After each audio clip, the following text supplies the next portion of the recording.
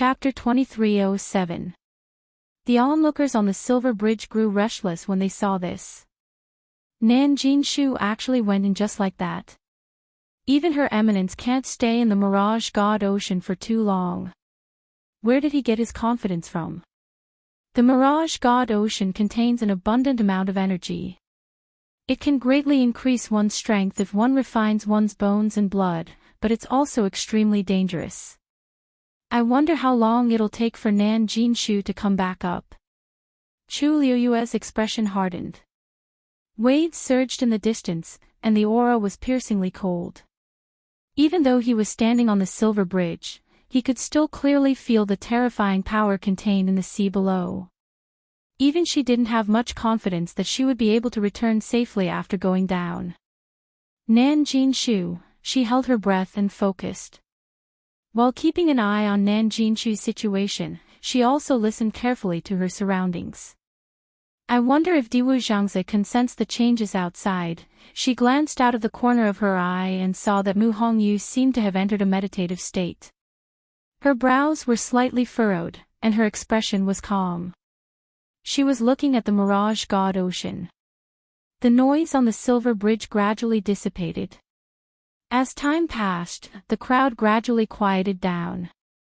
Many people were curious about the Mirage God Ocean and wanted to go down to take a look, but none of them had made up their minds to do so. After all, everyone only had one life. Moreover, the seventh divine emissary had made it very clear that once they left the Heaven Gate, they would die regardless of whether they lived or died. When the time came, they wouldn't even have anyone to call for help. Thus, everyone waited in tacit understanding. It wouldn't be too late to make a decision after Nan Jinshu's situation cleared up. After a long while, nothing seemed out of the ordinary. Chu Liyue was a little disappointed and worried.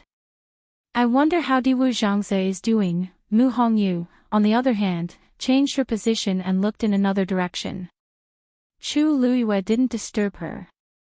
Suddenly, the crowd became restless again. Chu Liyue instinctively turned around and saw two young men walking out of the heavenly gate one after another. These were two completely unfamiliar faces, but Chu Liyue could vaguely guess the other party's identity the moment she saw them. Judging from his noble aura, he was probably an oracle as well. Sure enough, some sharp-eyed people had already recognized the identities of these two people and hurriedly bowed. Greetings, 9th and 10th divine emissaries. Hearing this, the remaining people immediately bowed. Jiulong and Shi Yan only nodded slightly. They didn't say anything and walked down. When he passed by Chu Liyue nodded slightly. Jiulong suddenly stopped in his tracks and turned to look at Chu Liyue. Are you Shang Wanyu? Chu Liyue looked up. The young man's face was filled with curiosity and inquiry. Chu Liyue nodded. Exactly. Jiulong laughed. You're quite capable. This didn't sound like a compliment. Shi Yan glanced over. Jiulong, let's go. The two of them had always had a good relationship, so the way they addressed each other was more casual. Jiulong retracted her gaze and followed Shi Yan. The two of them arrived at the bottom of the silver bridge. Then, with a flash of their figures, they disappeared from the spot. Divine emissaries were all above the god realm, so crossing the illusion god sea wasn't a problem for them. But the question was, where were they going? The two oracles actually left the Heaven Gate. What are they doing? These two rarely show their faces in public, that's right. This is the first time I've seen them after so many years. I didn't expect them to be here. All sorts of discussions broke out. There were also a few people silently sizing up Chu Liyue. What did the 9th divine emissary mean by that? Chu Liyue narrowed her eyes. In truth, she had caused a lot of trouble in the Illusion God Palace recently, so it was normal for the oracles to be curious about her. What she wanted to know more was why these two had gone to the Divine Ruins world. For two oracles to be dispatched at the same time, it must be no small matter. After thinking for a while, she couldn't find any clues, so she temporarily suppressed this thought. Master, Yu Jiu, and Shi Yan went out. I think it has something to do with Nan Jinshu. In the room, Rong Xiu sat behind the table, reading a book in his hand. Hearing Yan Qing's words, he replied with a and flipped a page of the book. Other than that, there was no other reaction. Yan Qing hesitated for a moment and asked, "Why don't I go and find out where they went?" Rong Xiu's thin lips curved. "No need to ask. They went to the God-slaying mound." God-slaying mound? Yan Qing was shocked. Why are they going to the God-slaying mound at this time? For the last zither score, of course. Other than that, what else could make the Illusion God Palace do such a big thing?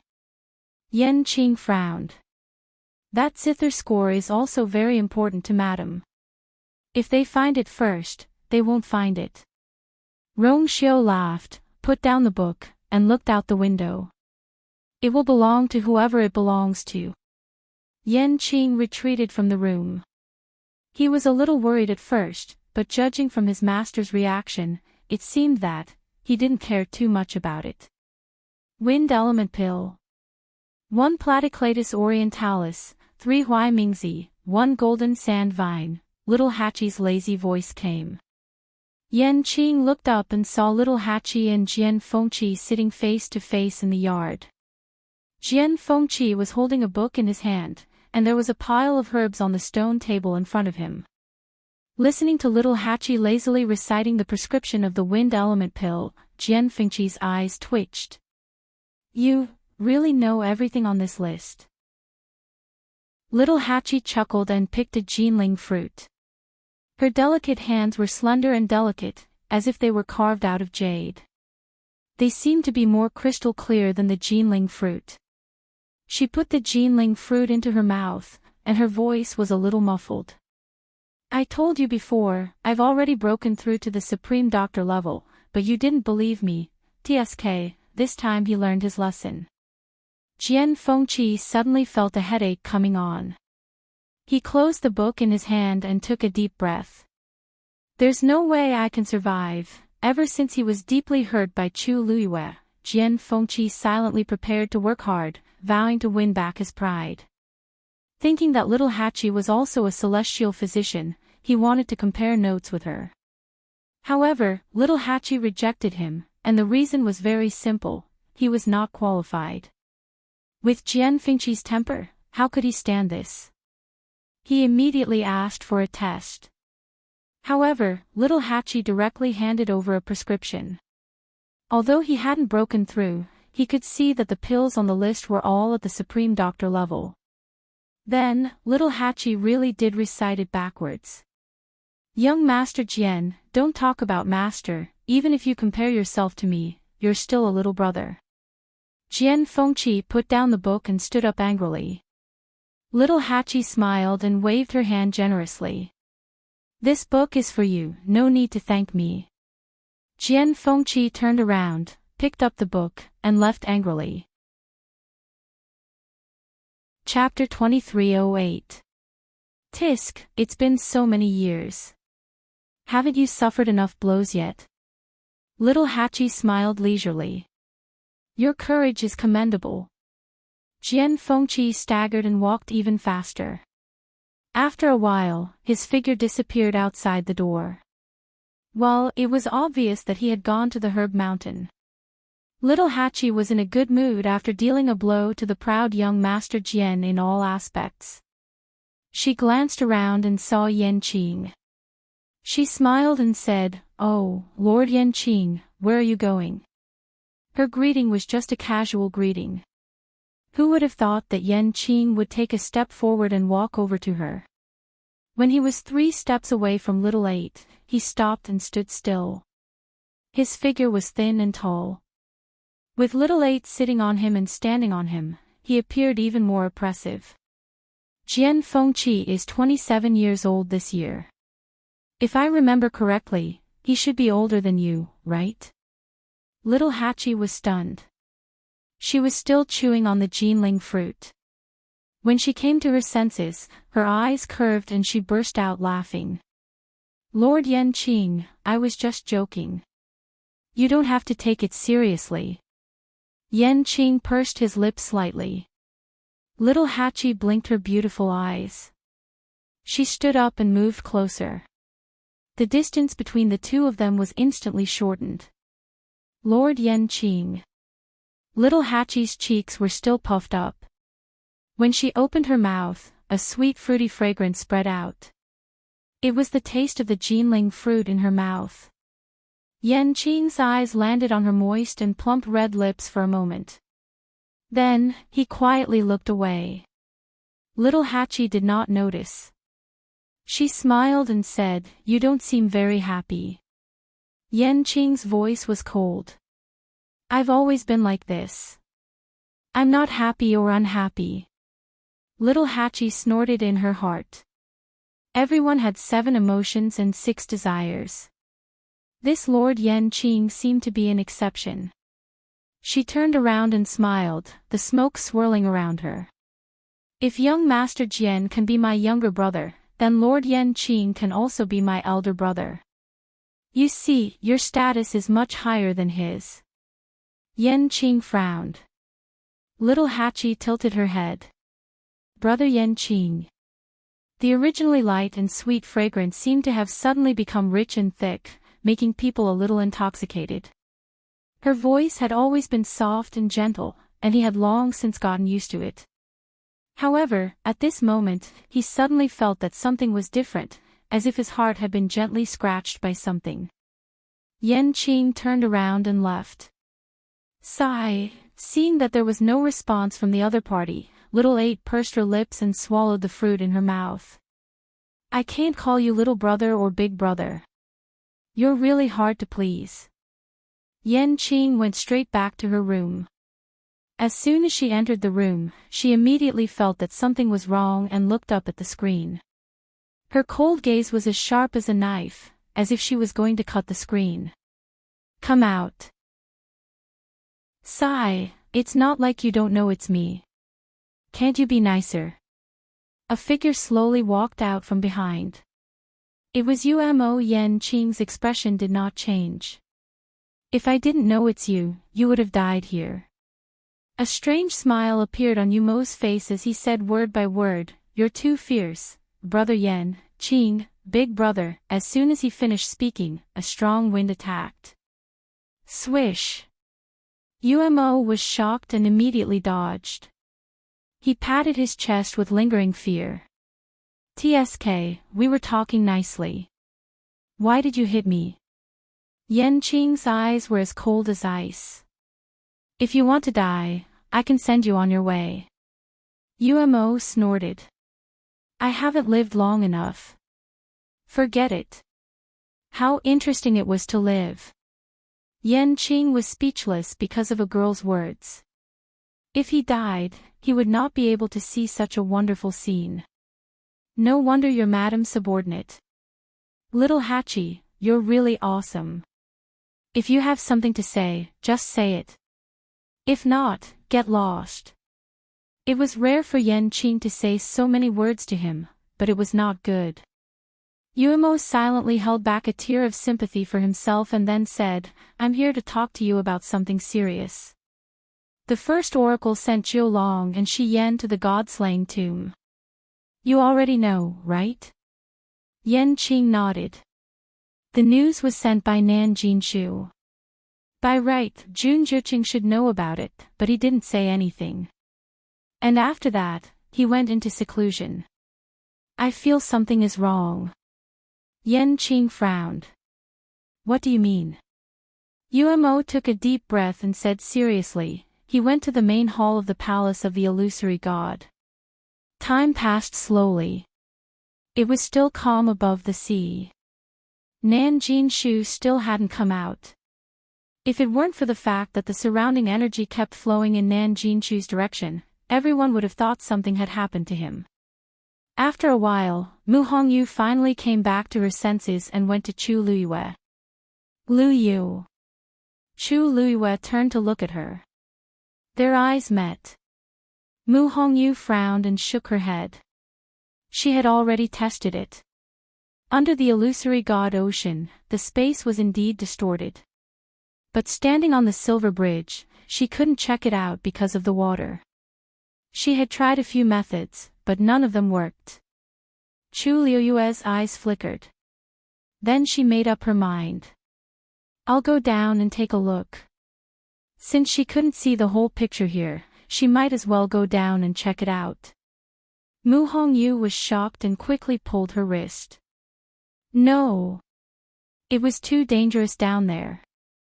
Even she wasn't confident that she could avoid the distorted space. Not to mention Chu Liyue. Chu Liyue shook her head. This was a rare opportunity. If she could figure out the situation down there, it would be easier for Mu Hongyu to take action later. Hearing the conversation between the two of them, many people around them looked over in surprise. Shang Guanyu wants to go down there. She's too bold. I heard that she crossed the sea very easily before. She even brought a few high gods with her. She must be quite confident, right? That's different from this. The illusory god ocean. She might not be able to come back up after going down. Besides, she doesn't have the first divine envoy's permission. Isn't she just digging her own grave? Let's just wait and see. If one had the first divine envoy's permission, they would have an extra layer of protection in the illusory god ocean. Wasn't Nan Jinshu the same? However, almost no one planned to go down like Chu Liyue. A long time ago, there were people who tried to sneak into the illusory god ocean. In the end, all of them died and their souls were destroyed. That was why everyone was so afraid. Even though they were already standing on the silver bridge, they didn't dare to go down. Upon hearing that, Mu Hongyu gritted her teeth. I'll go with you. She might be able to help her a little. Chu Liyue shook her head. It's better for you to wait here. After all, she could better spy on the changes and movements in the illusory god ocean. I'll be back soon. With that, Chu Liyue patted her hand gently. Then, she tiptoed and headed in Nan Jinshu's direction. Chapter 2309. Chu Liyue was very fast. The blue-black sea was surging, mysterious and unfathomable. The sea breeze carried a hint of coolness as it brushed past her face, lifting her hair and skirt. Thick energies intertwined, forming an enormous pressure that even made the space above the sea as difficult to traverse. Chu Liyue's body flickered with a dazzling light. Whoosh! She summoned the star darkness sword and gripped it tightly in her hand.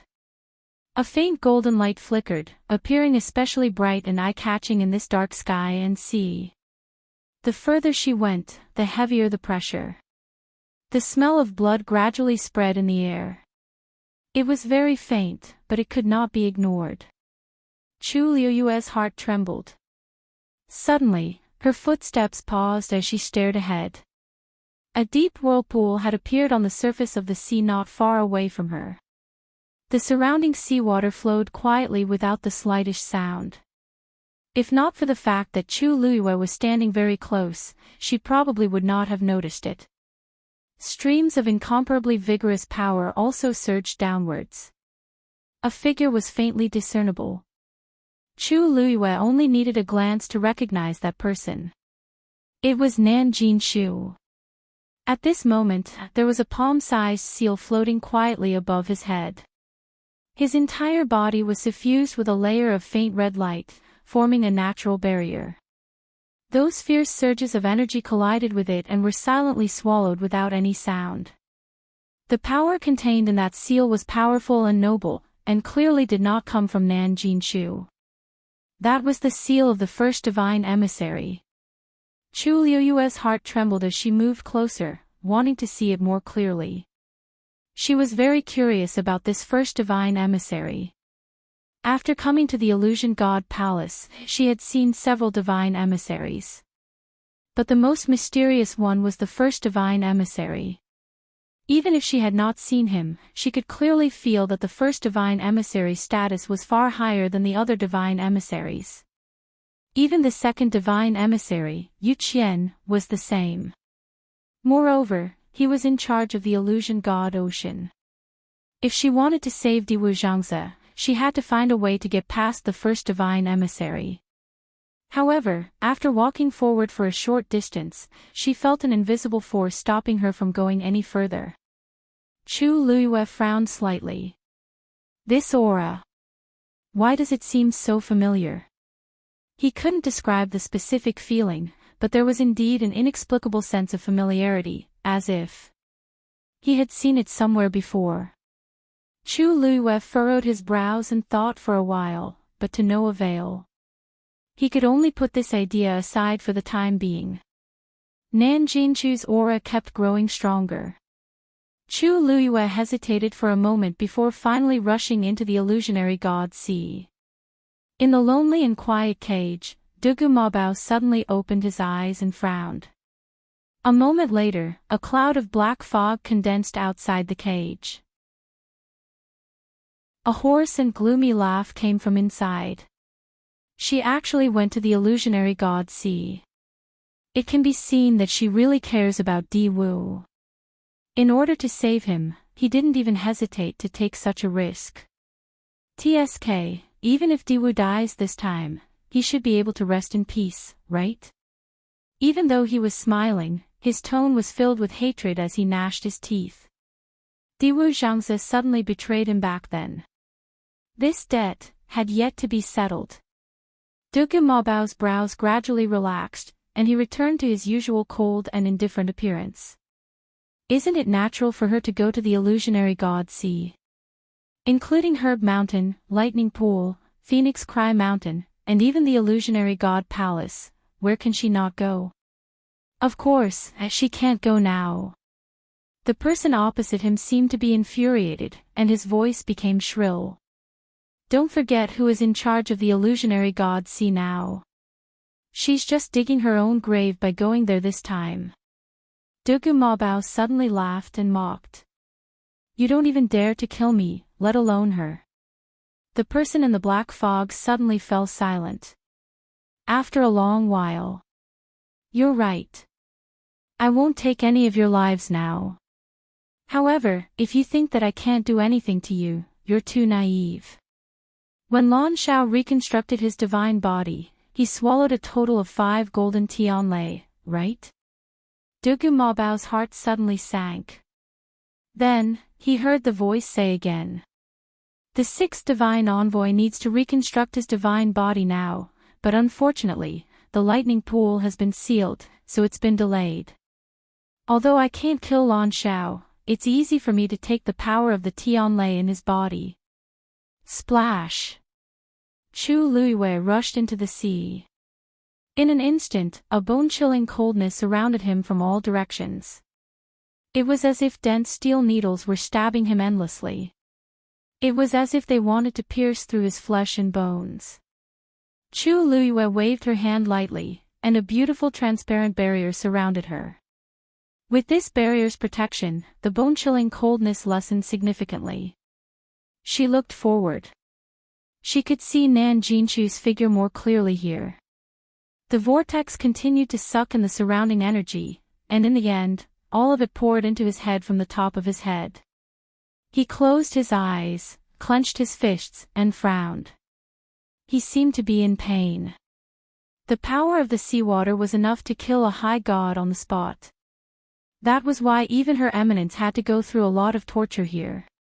This was the result of him being protected by the seal. If Nan Jinshu came here himself, he wouldn't be any better than those high gods. A thin ray of light suddenly appeared in front of Chu Luiyue. The sea water surged, and the ray of light drifted over with the waves. Chu Luiyue suddenly felt a deep sense of unease. She turned around and went to the side.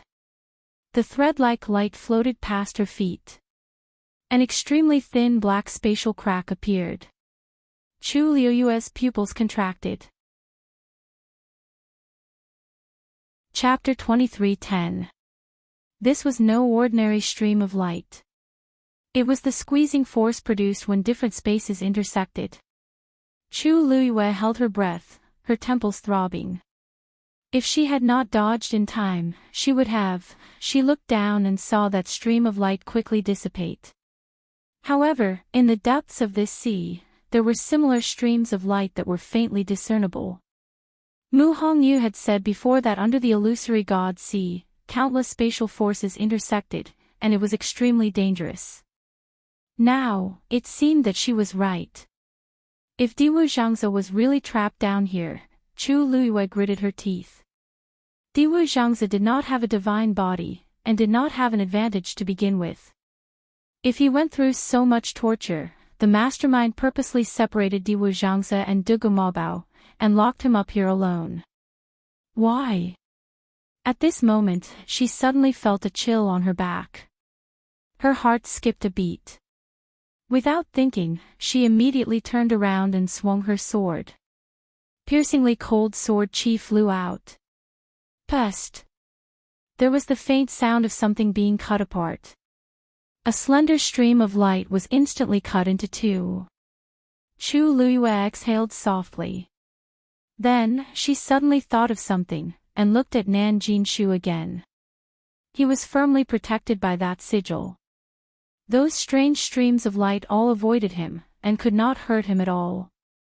No wonder, the first divine envoy sigil was indeed interesting. Chu Luiyue had a thought and dove down. The further down she went, the more streams of light there were. They were like seaweed, drifting freely on the bottom of the sea, but they carried fatal lethality.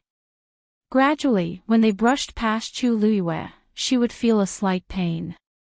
Her divine body was almost unable to withstand the spatial power here. Chu Luiyue knew this very well. However, she did not stop. She did not even slow down. She held her sword in her hand, and as if she was cutting through brambles, she cut and dispersed all of them. After an unknown period of time, a ball of light finally appeared in her sight. All of the streams of light flew out from this place. Some drifted into the distance, constantly tearing apart space, while some intertwined with each other, causing energy to scatter chaotically. She faintly felt a sense of uneasiness in her heart and finally stopped. Within that ball of light, a figure was faintly discernible. Chu Luiyue stared intently. Of course, she wanted to go, but she knew very well that it was too dangerous. Just by standing there, she was already out of breath. If she were to move forward, suddenly, a strange fluctuation came from the interspatial ring on her finger. Chu Luiyue was stunned and subconsciously looked down. Suddenly, a stone rolled out from within. It gently floated down. Chu Luiyue immediately stretched out his hand to grab it, but the rock easily dodged and then ran down at an even faster speed. Just as Chu Luiyue was filled with doubts, a stream of light flew over and was about to cut the stone. Chu Luiyue frowned. Although she didn't mean to bring these stones back, after a long time, she still had some feelings for them. Especially since these stones had helped her a lot in the past and saved her from danger several times. Naturally, she couldn't bear to part with them. Just as she was about to make a move, a scene suddenly happened in front of her, causing her to pause. She saw that the stone suddenly emitted a warm orange light. That was the god domain inside. This god domain completely enveloped the stone. Then, that silver thread-like stream of light flew over and automatically wrapped around the stone, merging into the god domain. Chu Luiyue was shocked and almost suspected that she had seen wrongly. She closed her eyes and looked again. The scene in front of her had not changed at all. The stone floated silently in the air, easily neutralizing the ferocious energy contained in the streak of light. At first glance, it looked like a thin thread tied to the stone. Since the stone did not move, the thread could only float gently on the spot. Chu Luiyue blinked. Is this stabilizing that small space? Just as she was filled with shock, a second stone rolled out of the universe ring. Just like the previous one, this one ran to another location. After wrapping around a stream of light, it stayed there quietly. Chu Luiyue almost immediately felt that the chaotic and heavy pressure around her had lessened a little. Although it was very subtle, it was indeed there. Just as she was stunned, more and more stones ran out and spread out in all directions. At this moment, Mu Hongyu was standing on the silver bridge and waiting anxiously. She stared in the direction where Chu Luiyue had disappeared. Her hands were clasped together, and her heart was hanging high. Lu Yu had already gone down for a while. Why was there no movement at all? Gradually, all kinds of discussions could be heard around her. It's been so long, but Sheng Wanyu still hasn't returned. Could something have happened to her? I don't think so. I heard that she has a few trump cards on her. Other things aside, she should have no problem staying alive. That's hard to say. It's risky to enter the Mirage God Ocean without the first divine envoy's permission. Mu Hongyu frowned. At this moment, she was suddenly shocked. She looked at the sea in the distance, and a trace of disbelief flashed across her eyes. The countless intersecting spaces under the sea seemed to be gradually stabilizing. She took a few steps forward, not daring to breathe too loudly, afraid that she was mistaken. However, everything was proceeding in an orderly manner. The scene in her mind was gradually becoming clearer. Nan Jinshu soon noticed that something was wrong. That was because the energy flowing into his body was gradually decreasing. At a certain moment, he finally opened his eyes and looked up. The vortex had shrunk a lot compared to before. Naturally, the energy contained in it could not be compared to before. How could this be? Nan Jinshu frowned. The energy in the Mirage God Ocean was endless. He was just taking a drop in the ocean to increase his cultivation base. Why was this not working? Soon, he realized that the reason for this was that the energy around him seemed to have dispersed a lot compared to before. Many of them were moving toward the depths of the sea. He took the opportunity to look down. It was fine if he did not look, but when he did, he was immediately horrified. In the depths of the dark sea, balls of light were quietly flickering. They were very close to each other. At a glance, they looked like a pile of gorgeous lights. However, he soon realized that this was not the case. That was because those balls of light were emitting a unique pressure. He was familiar with this feeling. That's a god domain. Nan Jinshu muttered in disbelief. Then, a light suddenly flashed across his mind. Sheng Wanyu. Isn't that her 3,000 god domains? She's here too, and she's even using her god domain to devour the energy in the Mirage God Ocean. Digression, an ink-stained February floated by. Fifth update, around 7 a.m. Chapter 23:11. Chu Luiyue crossed her arms and looked at the balls of gorgeous god territory floating in front of her. She rubbed her glabella as if she had a headache. It shouldn't have been like this. She just wanted to check out the situation first so that Mu Hongyu could rescue Diwu Zhangzi after she broke through to the Mahayana realm. She didn't expect to cause such a big commotion. She wanted to try to stop them, but she soon realized it was useless.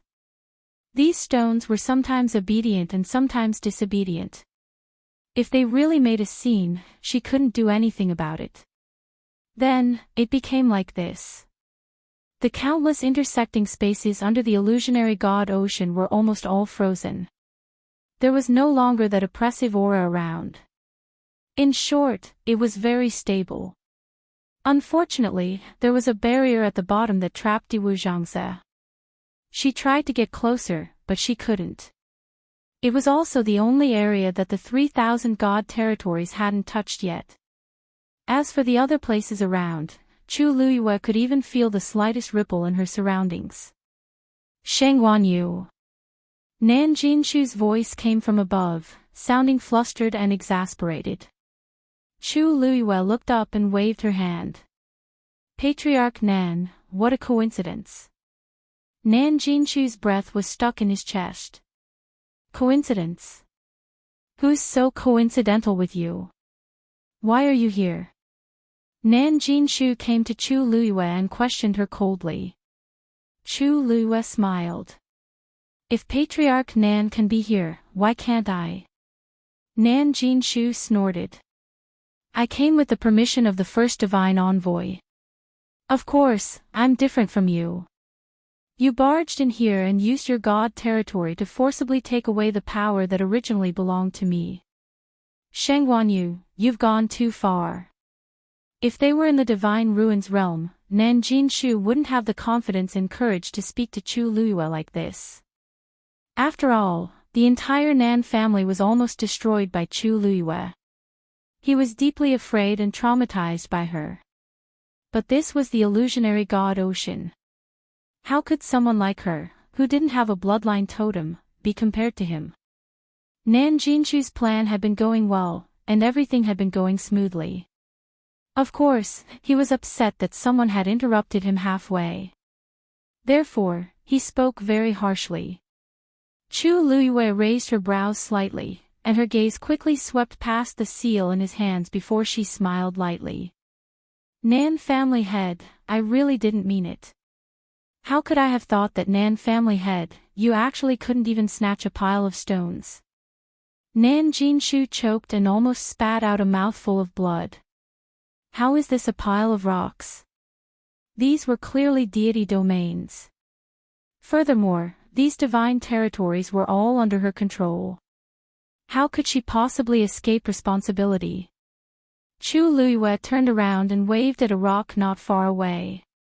All right, time to go back. The rock retreated, and the light around it became even more resplendent. At the same time, it began to devour the surrounding power at an even more astonishing rate. Chu Luiyue sighed and shrugged at Nan Jinshu. Nan family head, you saw it too. They really didn't listen to me. If she had a choice, she wouldn't have made such a big deal out of it. Nan Jinshu's eyes twitched violently. For a moment, he felt deeply humiliated. However, Chu Luiyue's expression was so sincere that he couldn't think of anything to refute her. Only then did he realize that the space here seemed to be under Chu Luiyue's control. It was no longer a threat to her. The illusionary god Ocean, wasn't the illusionary god Ocean extremely dangerous? Why was it suddenly different when it came to Chu Luiyue? He had relied on the first divine envoy's seal to barely protect himself. What about her? She relied on these rocks. Nan Jinshu couldn't help but look at the seal in his hand. He suddenly felt that all his previous plans were a joke. As long as Chu Luiyue was here, he wouldn't be able to continue cultivating. He gritted his teeth and said, the first divine envoy will know. The first divine envoy will definitely find out what you've done. Let's see how you explain yourself then. Chu Luiyue nodded in agreement. That's great. I'd like to meet him too. Nan Jinshu's chest tightened. He felt that if he continued talking to Chu Luiyue, he would die of anger first. Nan Jinshu turned to leave when he realized that he couldn't get an explanation. He wanted to see how the first divine envoy would punish her. Wait! Chu Luiyue suddenly called out to him. Nan family head, there's something I don't understand. Can you explain it to me?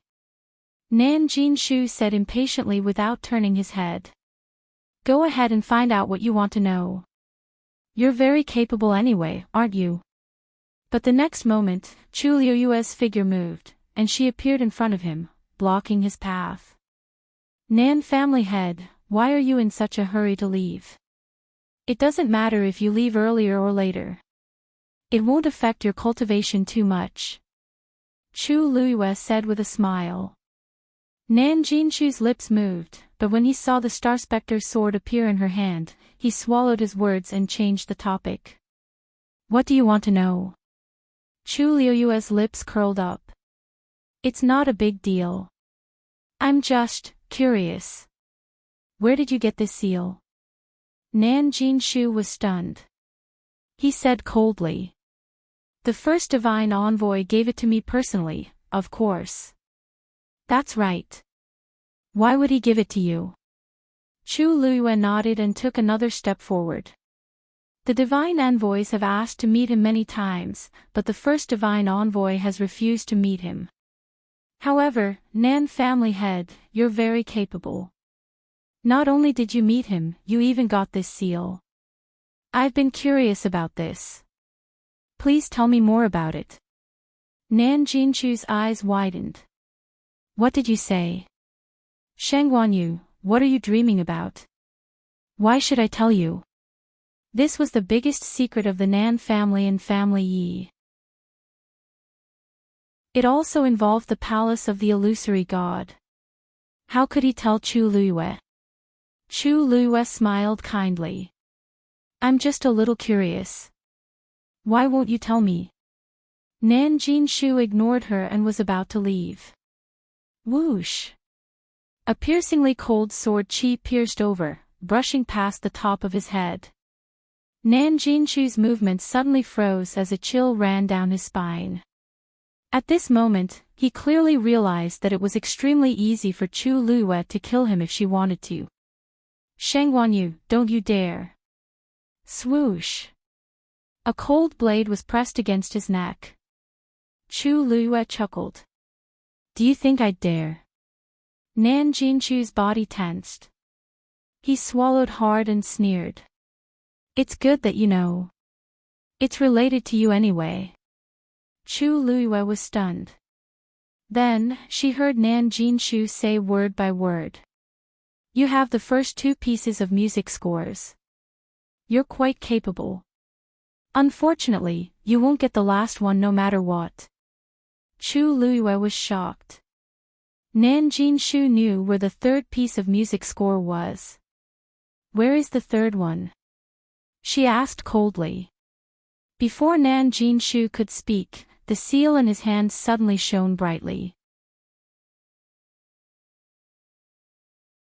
Chapter 23:12. A scarlet light flew out and enveloped Nan Jinshu. A terrifying pressure descended upon him, encircling his entire body and forming a barrier. Clang! A wave of energy repelled Chu Luiyue's star darkness sword. Chu Luiyue was shocked and quickly retreated. However, the star darkness sword couldn't completely avoid the attack. The sword trembled, almost numbing Chu Luiyue's hand. Did the first divine emissary attack? Chu Luiyue frowned. He suppressed the surging aura in his chest and looked at Nan Jinshu. Nan Jinshu was overjoyed. First divine emissary. The seal flew out of his hand and floated in the air. An endless amount of pressure and power spread out from it. Chu Luiyue narrowed his eyes. The seal contained the first divine emissary's aura. No wonder Nan Jinshu was so confident. First divine emissary. Did you see that? This Shang Guanyu is extremely bold. Not only did she barge into the illusionary god sea, but she also turned this place upside down. She even forced me to tell her the whereabouts of the third zither score. Nan Jinshu was excited. He felt like he had found a savior and hurriedly told him everything that Chu Luiyue had done. She's so bold and arrogant. She doesn't care about you at all. She doesn't respect the illusionary god palace at all. First divine emissary, you must punish her severely as a warning to others. Nan Jinshu couldn't be blamed for being so angry. After all, a sword was pressed against his neck just a moment ago. His life was hanging by a thread. Now that he finally had a chance to counterattack, he naturally wouldn't let it go. He wanted nothing more than to ask the first divine emissary to kill Chu Luiyue personally. However, in the next moment, a cold and deep voice rang out from the talisman, causing Nan Jinshu to be stunned. Nan Jinshu, what did you say to her just now? Every word was cold and deep, like an interrogation. His tone was filled with undisguised anger. Nan Jinshu was stunned. What did he say just now? No, he told Chu Luiyue about the third score. His entire body was covered in cold sweat. First messenger, I didn't do it on purpose. Shangguan Yu has been forcing me.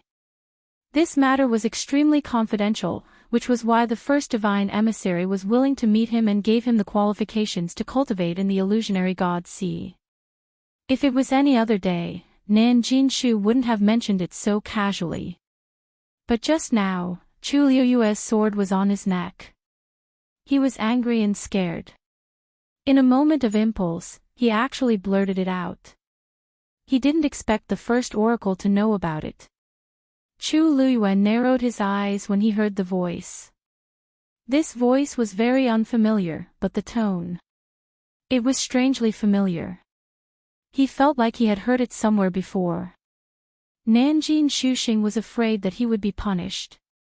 He quickly shifted the blame to Chu Luiyue. First divine emissary, if she hadn't forced me, I wouldn't have said these things. Furthermore, the first two pieces of music are indeed with her. She had broken so many taboos. Just this alone should be enough to punish her, right? However, the first divine emissary didn't seem to listen to Nan Jinshu. Both of you, leave the illusionary god's sea immediately.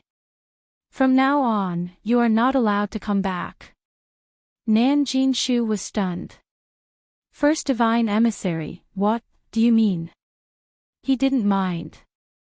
He had made a mistake and should be punished. But, what about Chu Luiyue? First divine emissary, Before he could finish his sentence, the first divine emissary's voice came from the talisman again. Nan Jinshu, do you have any objections? His voice was very soft, but it made Nan Jinshu shiver. He hurriedly said, I wouldn't dare. No matter how unhappy he was with this result, he knew that he couldn't show it. Wasn't going against the first divine emissary suicidal? No matter how much Nan Jinshu hated Chu Luiyue and how much he wanted her to die here, he still had a brain. The first divine emissary clearly didn't intend to kill her. Other than chasing her out of the illusionary god's sea, there wasn't any other punishment. Perhaps it was because he was afraid of the two scores. After all, the talisman had already recognized her as its master. It wasn't feasible to take it by force. Nan Jinshu thought about it and felt that this was the only answer. He suppressed the surging emotions in his heart and cupped his fists. Jinshu will leave now. After that, he gave Chu Luiyue a deep look before heading up to the sea. However, the talisman didn't leave with him. It just hung there quietly. It was only a few steps away from Chu Luiyue. Chu Luiyue stared at the talisman and suddenly asked, First divine emissary, have we met before? The talisman didn't answer. Several rays of red light swirled around, stirring up waves. Swoosh!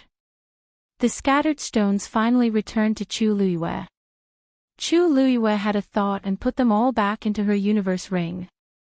Then, the talisman quietly dissipated. It transformed into a crimson light that covered everything below. Chu Liuyue's eyes narrowed. This red light was exactly the same as the Red Moon Desert.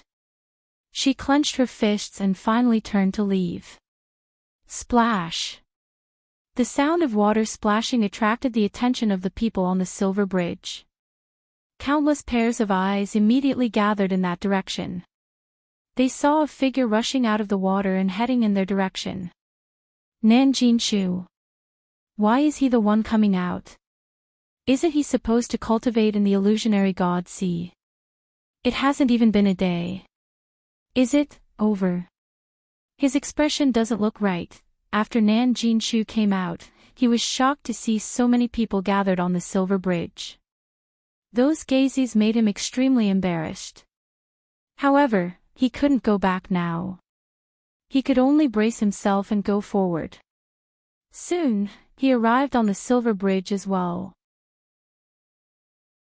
The moment his feet touched the ground, he didn't stop and immediately headed toward the heavenly gate above him. There was no expression on his face. He exuded a dangerous and cold aura that kept people at arm's length. Anyone with eyes could see that he was in an extremely bad mood at this moment. The people around him quieted down. However, not everyone was wary of him. For example, Mu Hongyu.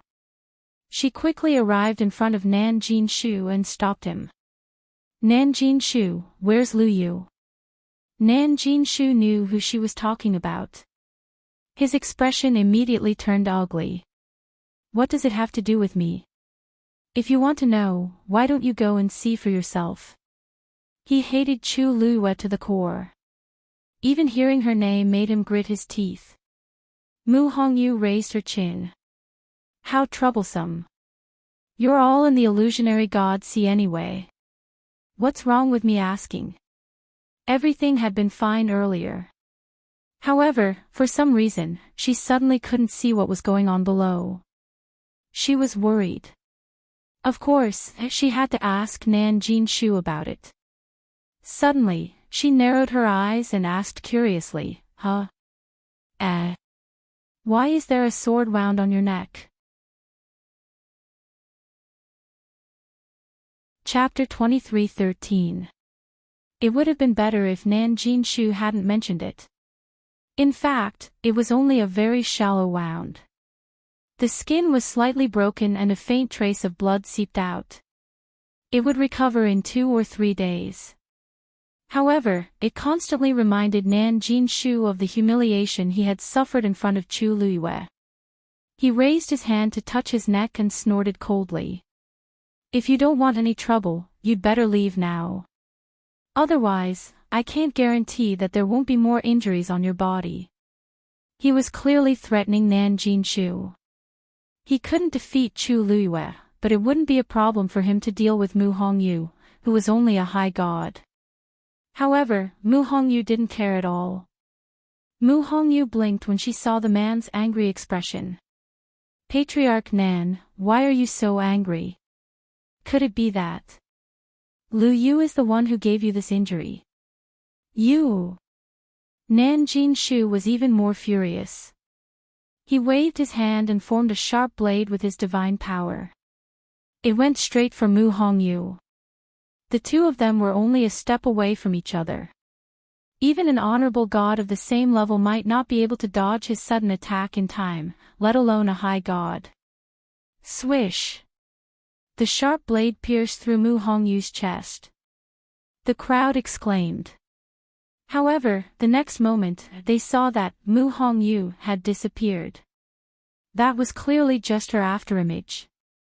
Nan Jinshu's heart had just been filled with joy when he saw this scene and was taken aback. Then, a hand gently patted his shoulder from behind. Patriarch Nan, you're not strong enough. Nan Jinshu's hair stood on end. He immediately turned around. Mu Hongyu was standing behind him with a smile. How did you? Before he could ask, Mu Hongyu threw a punch. It landed on Nan Jinshu's face. Bang! With a dull thud, Nan Jinshu felt dizzy and stumbled a few steps back, almost falling to the ground. When Mu Hongyu threw this punch, it affected the power of the surrounding space and created a great pressure on Nan Jinshu. That was why he was able to catch Nan Jinshu off guard so easily. Nan Jinshu felt a dull pain all over his face. Something was flowing out from his nose and the corner of his mouth. He wiped it off and looked down. The blood was thick and red. His hands began to tremble slightly. The surrounding onlookers revealed strange expressions when they saw this. What was going on? Wasn't Mu Hongyu a high deity? After exchanging blows with Nan Jinshu, not only was he not injured, but he even managed to beat Nan Jinshu to such a state. Mu Hongyu clicked her tongue and shook her head. Nan family head, you don't seem to be in a good condition. Why do you have to force yourself? I'm just asking you a question. can't you just answer me honestly? Now, you've added new wounds to your old wounds. Look, what do you want? Nan Jinshu was about to explode from anger. Mu Hongyu. Mu Hongyu touched her ear. Hey, I'm listening. At this moment, another figure dashed out of the illusionary god ocean. Sheng Guanyu is out. Someone in the crowd exclaimed. Mu Hongyu quickly turned around. When she saw that it was Chu Luyue, she heaved a sigh of relief and waved happily. Lu Yu. Chu Luyue was also very fast.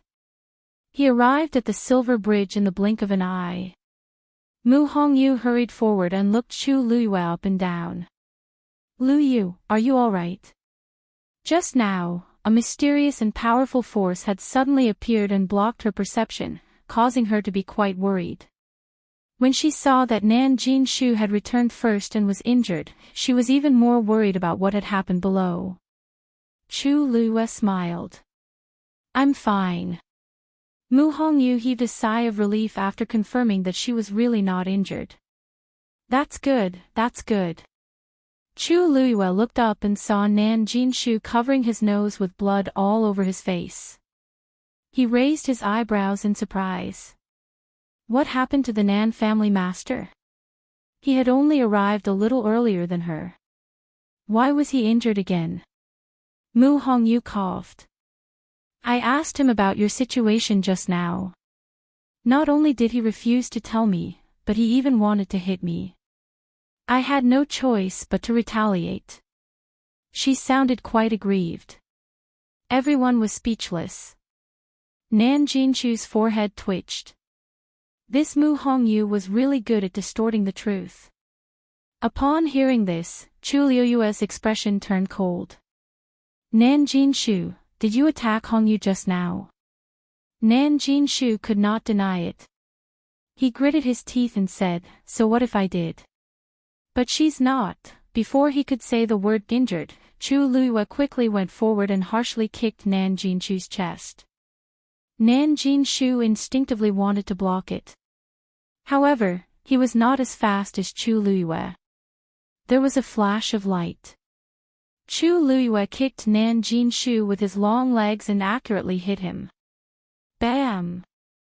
Nan Jinshu did not even have time to set up a barrier before he was sent flying. Everyone hurriedly moved aside. Nan Jinshu fell onto the silver bridge with a loud thud. Pfft! He spat out a mouthful of blood. His face was pale. When Chu Liyue attacked, she specially summoned her divine body. Hence, this attack almost took half of Nan Jinshu's life. Everyone retreated further when they saw that. Chu Liyue did not hold back. If they continued to fight, it would not be good for them to bleed. No one was worried about Nan Jinshu's condition. On one hand, most of the cultivators in the illusionary god palace were focused on cultivation. Most of them were not close to each other. On the other hand, Nan Jinshu had entered the illusionary god palace immediately after he arrived. He did not have much contact with them, let alone anything else. I didn't attack you just now because you're the first divine envoy. However, that doesn't mean I'm a pushover. Chu Liyue dusted his clothes and said mildly. Everyone was shocked when they heard that. The first divine envoy. What happened down there that involved the first divine envoy? Next time, before you attack, please consider whether you have the ability to do so. Otherwise, if you fail and get beaten up, where will you hide your face in the future? Nan Jinshu was so angry that he could not speak. He spat out a few more mouthfuls of blood. He was already weaker than Chu Liyue. Now that he was beaten up by Chu Liyue and Mu Hongyu, he was even more miserable. Many people looked at each other and secretly exchanged glances. Chu Liyue's words were really interesting. Nan Jinshu had entered the illusionary god palace immediately, met the first divine envoy, and obtained permission to cultivate in the illusionary god ocean. Everyone thought that the first divine envoy would take good care of him. However, why did Chu Luyue not seem to be worried about causing trouble for himself after beating up Nan Jinshu?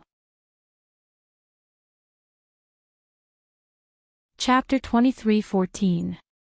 Chu Luyue then turned to Mu Hongyu. Hongyu, let's go back. Mu Hongyu immediately replied, okay. Then, the two of them really went straight to the Divine Gate. Mu Hongyu even wrinkled her nose at Nan Jinshu when they walked past him. So that's all there is to a Supreme God powerhouse. Although she was only a Supreme God now, she had broken through to the initial realization realm. Her combat power was on par with a Supreme God powerhouse. Nan Jinshu choked. His vision turned black, he almost fainted from anger. However, the two of them couldn't be bothered with him. They went straight to the Divine Gate and stepped through it. Their figures quickly disappeared behind the flickering barrier, leaving behind a group of dumbfounded people standing in the same place. They really went back. Just like that. Speaking of which, Shengguanyu stayed in the illusionary god ocean for a few hours. How did she come out unscathed? That's not all. She even beat Nan Jinshu up. The first messenger is in charge of the illusionary god ocean. Logically speaking, he should know what happened here, right? Why didn't he punish Shengguanyu? The weird thing is, I thought Nan Jinshu really had the first messenger as his backer. But it seems like that's not the case. If the first messenger really had the intention to support Nan Jinshu, this wouldn't have happened. All sorts of discussions entered Nan Jinshu's ears, making him very frustrated. Of course, he wanted to know why this was happening. Even if he couldn't kill her for the zither score, there were many ways to punish her. But, none. Chu Luyue was so presumptuous and had done so many outrageous things in the illusionary god ocean. The first messenger didn't punish her other than ordering her to stay away from the illusionary god ocean. Nan Jinshu couldn't figure it out. That person wasn't easy to talk to. Otherwise, the other messengers wouldn't be so afraid of him. But this time, it was really strange. Nan Jinshu forced himself to stand up. No matter what, he couldn't stay here any longer. He had to return to the illusionary god palace as soon as possible. Chu Luyue and Mu Hongyu crossed the barrier and headed towards their residence. Mu Hongyu looked back and asked curiously, "What's the matter? Luyue, did you really leave that wound on Nan Jinshu's neck? You guys actually started fighting under the illusionary god sea?" Chu Luyue pondered for a moment, then said, "Not really. It was just an exchange of pointers, but they didn't fight. To be precise, she had single-handedly attacked Nan Jinshu. Unfortunately, the first oracle had arrived too quickly and did not have time to ask about the whereabouts of the third score.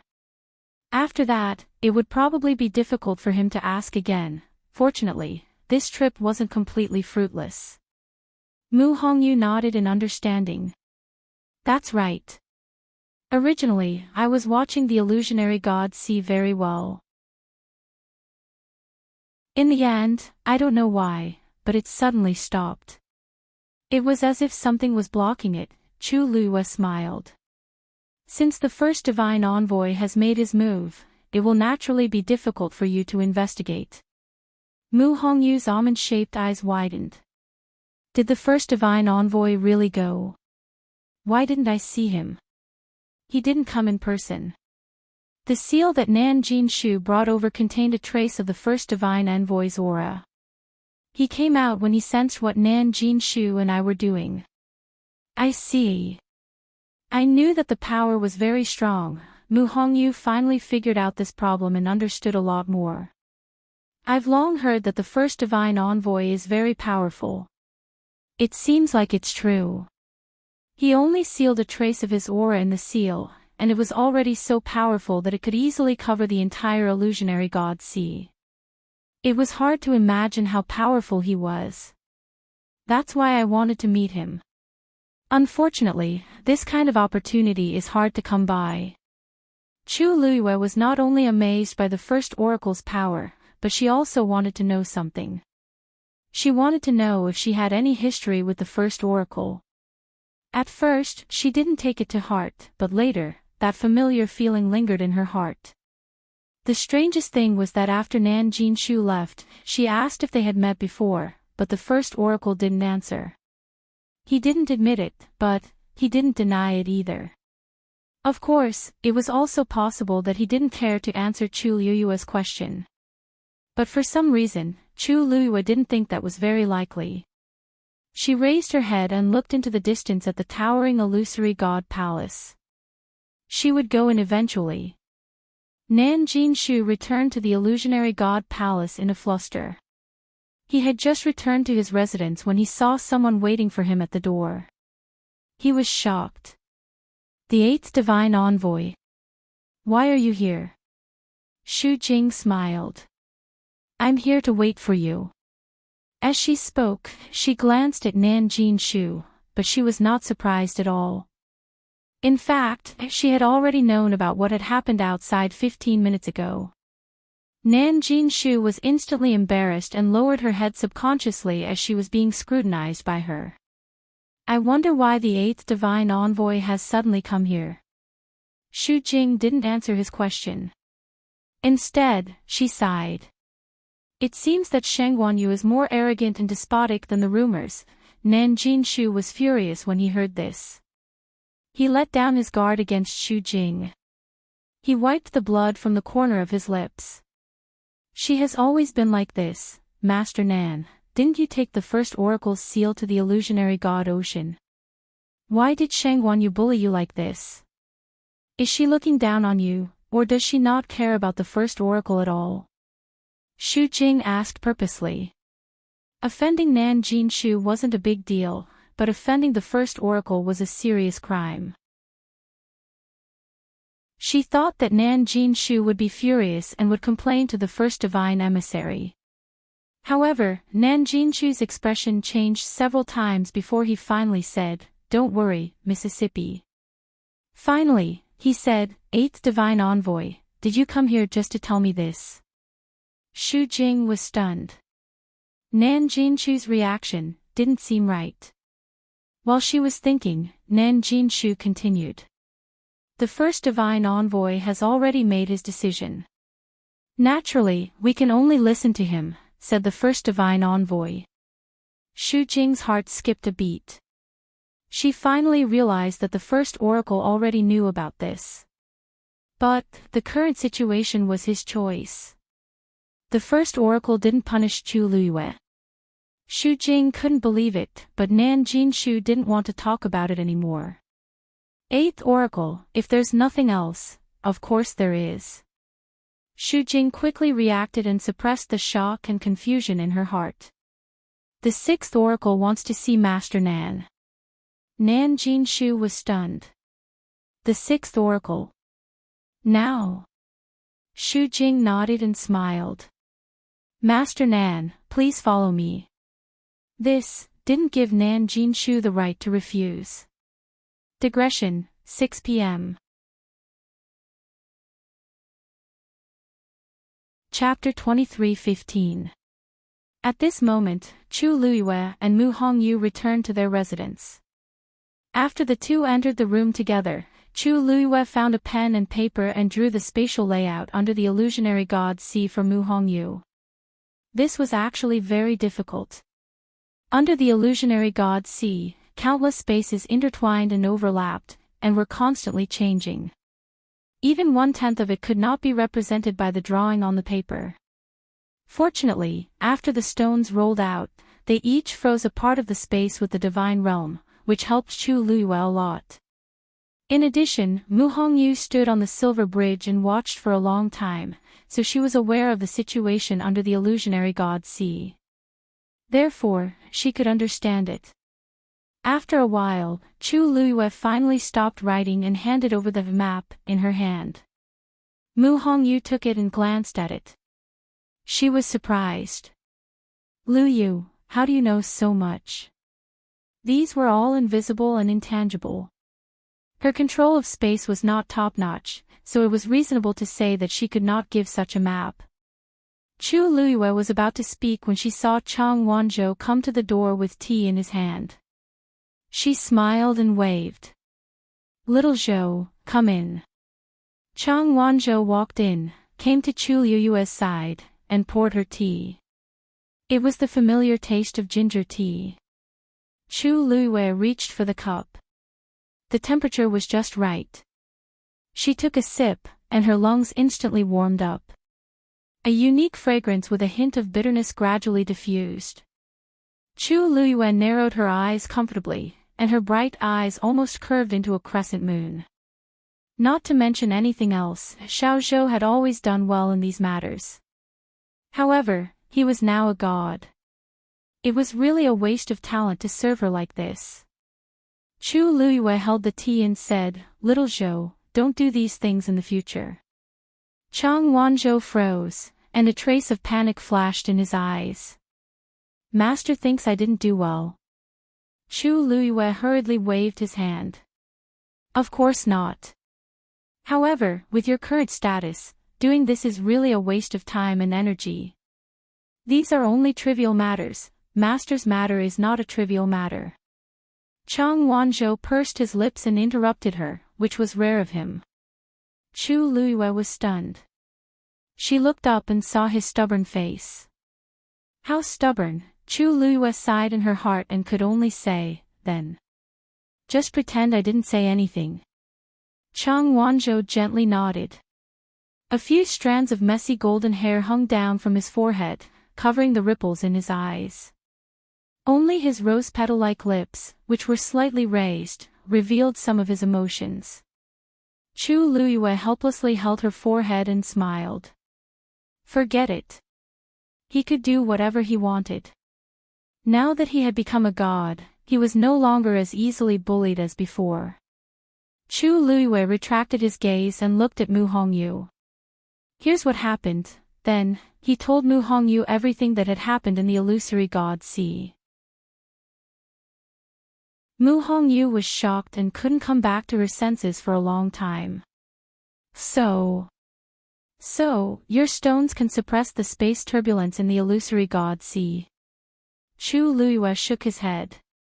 Strictly speaking, it's not suppression. At most, it's just temporary. After all, those are the divine realms of the great gods, and their power is limited. She could feel that there was an extremely shocking power in the illusory god sea. It was not something she could resist at the moment. But at that time, this power had not erupted. Mu Hongyu was stunned for a while. Suddenly, she remembered something and asked in a low voice. Then, what if it's the gravestone of the great gods? She knew the origin of the pile of stones. Chu Luiyue had gone to the Godslayer mound and obtained them from the tombs of the great gods. According to Chu Luiyue, there were not only tombs of the great gods, but also of the great gods. Hearing her say this, Chu Luiyue was also dazed. I really didn't think about it before. When she went to the Godslayer mound, her strength was limited, so she only stayed in the tombs of the great gods for a while. As for the area of the great gods, she really didn't go there. Normally, the gravestone of the great gods should contain more power, but no one can guarantee that the situation there will be the same as the great gods' tombs. Chu Luiyue murmured. Back then, these stones had taken the initiative to follow her, but who could be sure that the same thing would happen a second time? The great gods were much more powerful than the great gods. Mu Hongyu wrinkled her nose. What if? If she could really bring back the gravestone of the great gods, then it wouldn't be a problem for Chu Luiyue to deal with the Mirage God Ocean. Chu Luiyue tapped her hand on the armrest and fell into deep thought. Mu Hongyu's words made sense. After all, she didn't expect these stones to choose to follow her. Maybe, she should find some time to go to the Godslayer mound again. Once she succeeded, her battle prowess would rise to the extreme. Chu Luiyue was tempted. The palace of the Mirage God. Nan Jinshu followed Shu Jing to the residence of the sixth oracle. As soon as he entered the courtyard, Nan Jinshu smelled a faint, bitter medicinal fragrance. He felt a little strange. The sixth oracle didn't seem to be a celestial physician. Why would there be a medicinal smell here? Shu Jing turned to look at him and said, "The sixth oracle came back recently. The sixth divine emissary has just returned from outside and is currently recuperating. You just have to answer whatever he asks later." Nan Jinshu immediately said, "Yes." Only then did Shu Jing step forward and knock on the door.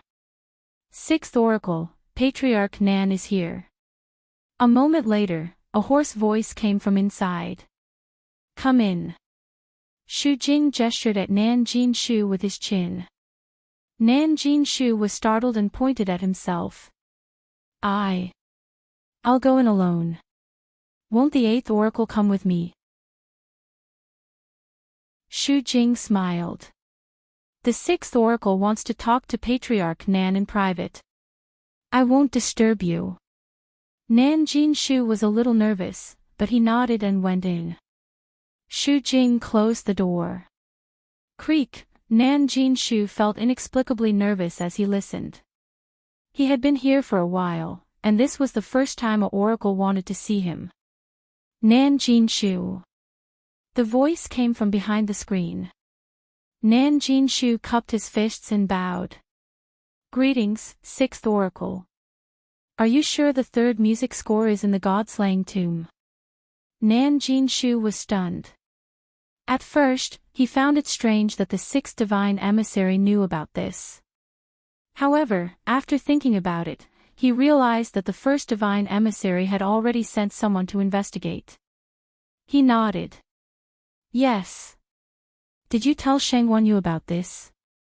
"Of course not." Nan Jinshu said hurriedly. "This is a serious matter. How would I dare to tell her about it?" "That's good. As long as you know what you're doing. Besides, I heard that she went to the illusionary god ocean without permission." "Yes. This woman is very daring. Did the first oracle know about this?" Chapter 23:16. Nan Jinshu paused and said hesitantly, "This counts, but it doesn't. At that time, I brought the seal of the first divine envoy to the illusionary god sea. When I clashed with Sheng Wanyu, the aura of the first divine envoy gushed out from the seal and chased us out of the illusionary god sea. The first oracle didn't show up." "No." Nan Jinshu was puzzled.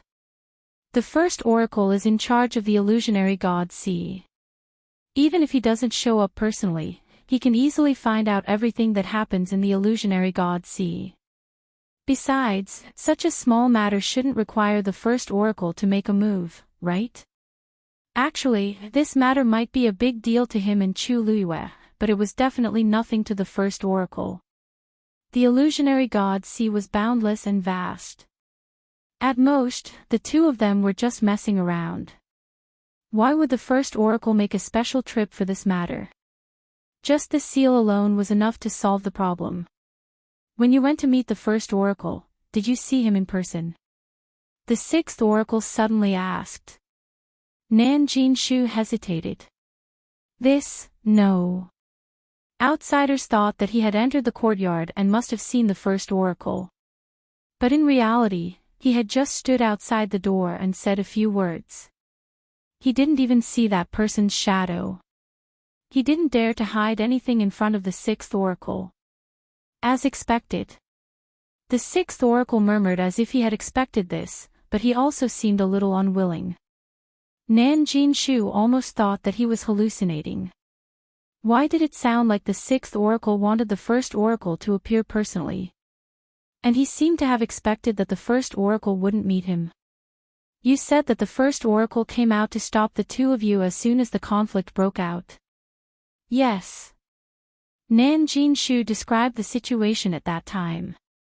Of course, he added some details, but he didn't know that Mo Shiqian was completely uninterested behind the screen. What he wanted to know was the first oracle's attitude towards Chu Luiyue. What kind of place is the illusionary god sea? In the past 10,000 years, 90% of the cultivators who trespassed there died and were buried at the bottom of the sea.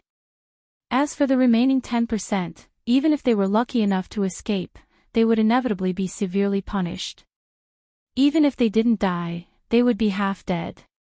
However, when it comes to her, it's different. He sneered coldly with a hint of mockery. Nan Jinshu felt a little uncomfortable when he heard this voice. But at this time, he didn't have time to think about this. His focus was the same as the 6 divine envoys. 6th divine envoy, do you also find this matter strange?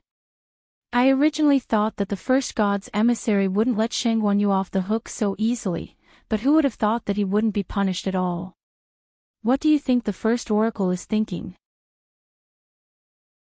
Humph. The thoughts of the first divine envoy are not something that we can guess. This, Nan Jinshu frowned. He could hear that the 6th divine emissary seemed to be very concerned about this matter, but perhaps because he was afraid, he did not continue to speak. All right, you can go back.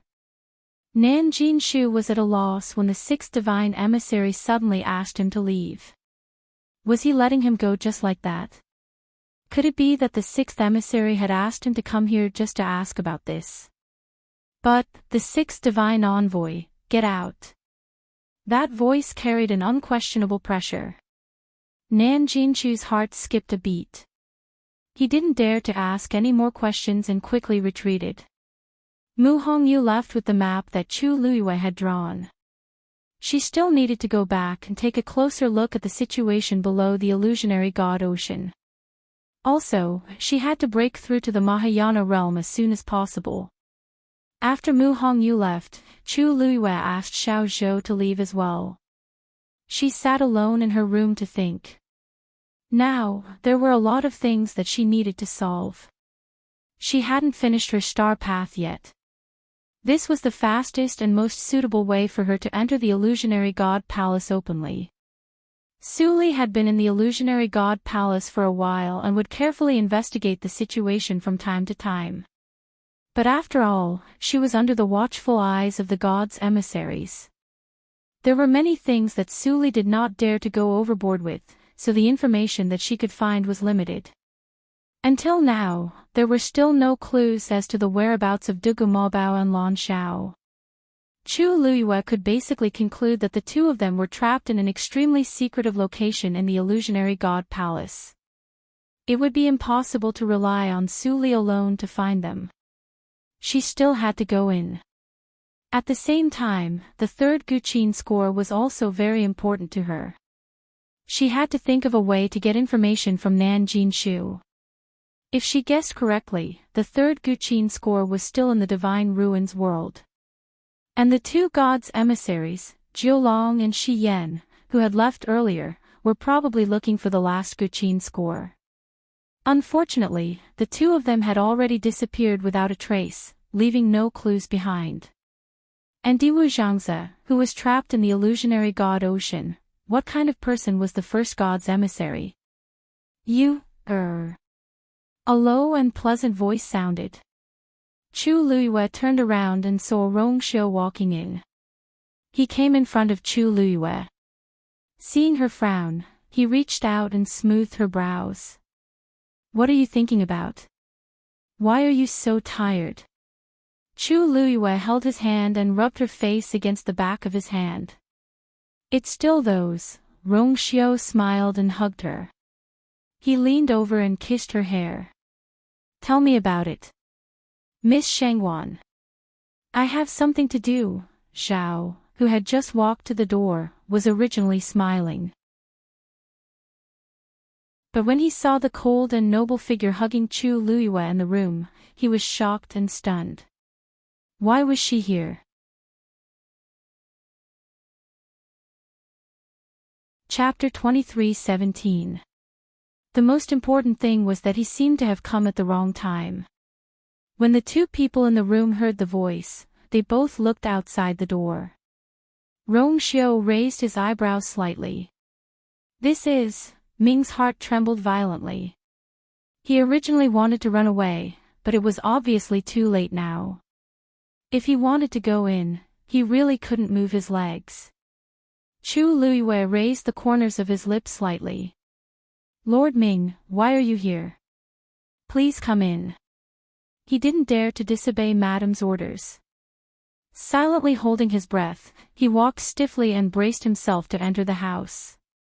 Chu Luiyue stood up. Rong Xiao, let me introduce you.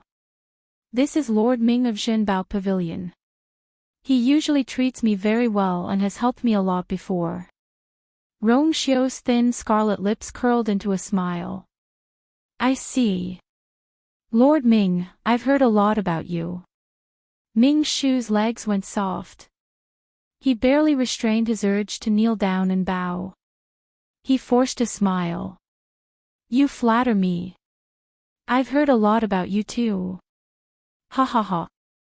Rong Xiao laughed. Since Lord Ming has taken good care of you, as her husband, I naturally have to thank you properly. Ming Shu repeatedly said that he didn't dare. But, it's just a small matter. It's not worth mentioning. At this moment, he was extremely grateful to the second master. If it weren't for that person's reminder, he wouldn't know when he had offended Madam. How could he stand in front of this person and talk to him like this? Chu Luiyue raised his hand. Lord Ming, please sit down. You can talk slowly. How could Ming Shu dare to sit down? He coughed, waved his hand, and said. No need, no need. I'm here today because I have something to tell you. I'll leave after that. Chu Luiyue looked at Ming Shu and felt that he was a little strange today. He seemed very nervous. It must be a big matter for you to personally solve the case. Please speak. Ming Shu tried his best to make himself look as calm and composed as he usually did. He said, It's like this. I came here this time to ask you if you've been in contact with Mu Yafeng recently. Chu Luiyue was stunned. Mu Yafeng? No, why? You frowned. Actually, it's nothing much. It's just that. Mu Yafeng has continued to walk the star path since yesterday. Furthermore, in a short span of one day, he had broken through 3 great Grandmaster Xian formations. I thought it was a little strange, so I thought I'd come over to ask you. Look. Lord Ji thinks that I revealed the contents of the mythical flame diagram to her. Chu Luiyue immediately understood. Please don't misunderstand. Zhao hurriedly explained, I just feel that this matter is really strange, so I wanted to ask you for confirmation. After all, those Xian formations were extremely difficult to decipher.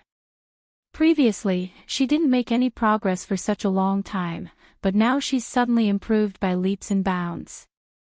Chu Luiyue nodded in understanding. What Lord Ji said makes sense. Previously, Senior Xiao Ran had also said that he had spent several years on those great Grandmaster level profound formations before he had barely comprehended them. Originally, according to his speculation, Mu Yafeng should also need a long time to decipher this Xian formation. Previously, she was busy with the illusory god Si, so she didn't know that Mu Yafeng had made a move again. Now that she heard it, she also felt that it was very strange. The mythical flame diagram is a treasure of Treasure Pavilion. When I agreed to help copy it, I already knew the rules. I would never easily reveal it to outsiders. I didn't even reveal it to my subordinates. Lord Ming Shu, you can rest assured about this. You hurriedly said, of course I believe in your character. I have no intention of doubting you. Heavens! He was really just curious, so he came over to ask. Who knew that he would bump into this person? Wasn't this suspecting that there was something wrong with Madam? Even if he was given 10 more guts, he wouldn't dare to do this. If he had known that this person was here, he would never have stepped into this courtyard. Chu Luiyue smiled. I know that Lord Yu has no ill intentions. Actually, it's not just you. I also feel that it's a little strange. Mu Yafeng's talent is not bad, but with her own strength, it is indeed impossible for her to decipher 3 Grandmaster Xian formations in such a short time. Chu Liuyue's words were tactful. In fact, it should be said that it was absolutely impossible. If she had this ability, she wouldn't have dragged her feet on the star passage for so many years.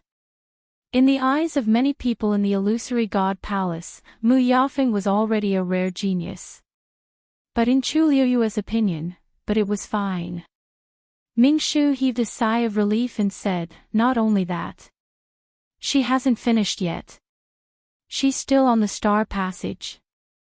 When I came here just now, I passed by and took a few glances. There was a bit of an irresistible force. Chu Liyue was a little surprised. You mean, she plans to directly finish the star passage and enter the illusory god palace? Ming Shu paused. It's hard to say, but if her performance is still like this, then, it might really work. Chu Liyue frowned slightly. In fact, she didn't care much about Mu Yafeng. But this matter was really strange. Otherwise, she wouldn't have made a special trip. I'm here today mainly to talk about this matter. It's up to you how you think. Ming Shu said. Chu Liyue nodded. Thank you for reminding me, Lord Yu. Ming Shu waved his hand. Then, if there's nothing else, I'll leave first. There are still some things to deal with in the treasure pavilion. Hearing this, Chu Liyue didn't ask him to stay. I'll send you off. No need, no need. I took the liberty to disturb the two of you. I'll leave now. How dare he really let the two of them send him off? As he spoke, he walked outside. Take care, Lord Yu. Rong Xiao said lightly. Ming Shu staggered, but a figure suddenly appeared in front of him. He steadied himself and looked up. Suddenly, the corner of his eyes twitched. Yenqing stood with his sword in his arms. There was no expression on his handsome and cold face. He just looked at him quietly. Yu quickly swallowed the rest of his words, nodded slightly, and hurried away. For some reason, his footsteps became faster. Almost in the blink of an eye, he had already opened the gate of the courtyard and slipped away. In such a hurry. Chu Liyue looked at Yu's back and muttered in a low voice. The person he just mentioned, is she the one who asked you for the mythical flame diagram? Rong Xiao tilted his head and asked. Chu Liyue nodded thoughtfully. That's her. However, based on my understanding of her, she shouldn't be able to do such a thing.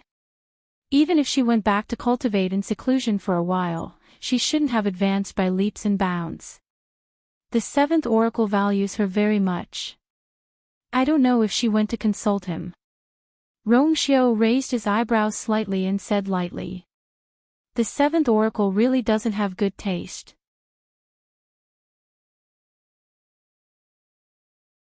Chapter 23:18. His tone was light and indifferent, extremely natural. Chu Liyue glanced at him, wrinkled her nose, and smiled. There aren't many people who dare to say that the 7th divine emissary has no foresight. The divine emissaries had a very high status in the illusory god palace. Many people would be extra careful when talking about them, let alone such a straightforward judgment. Rong Xiao bent his finger and lightly scratched her nose. Am I wrong? He's a Xian master himself. It's impossible that he can't see my Yu-Er's talent. Chu Liyue shrugged and sighed. Isn't it because you don't have a bloodline totem? From the first day she came here, she deeply understood how much contempt and ridicule she would face without a bloodline totem. Rong Xiao's eyes narrowed slightly as his finger lightly brushed across her forehead. Chu Liyue's heart moved. She leaned closer and whispered. Rong Xiao, the infinite divine dial, can only test people with bloodline power. Rong Xiao looked at her. After a moment, he said, "Of course." Bang! A stream of light flew up and quickly bloomed into an extremely brilliant Xian formation.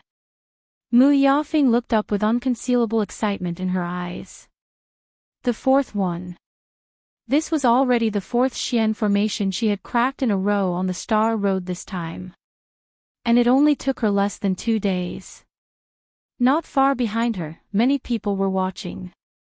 Seeing that she had successfully cracked another Xian formation, the crowd instantly became restless. What's wrong with Mu Yafing?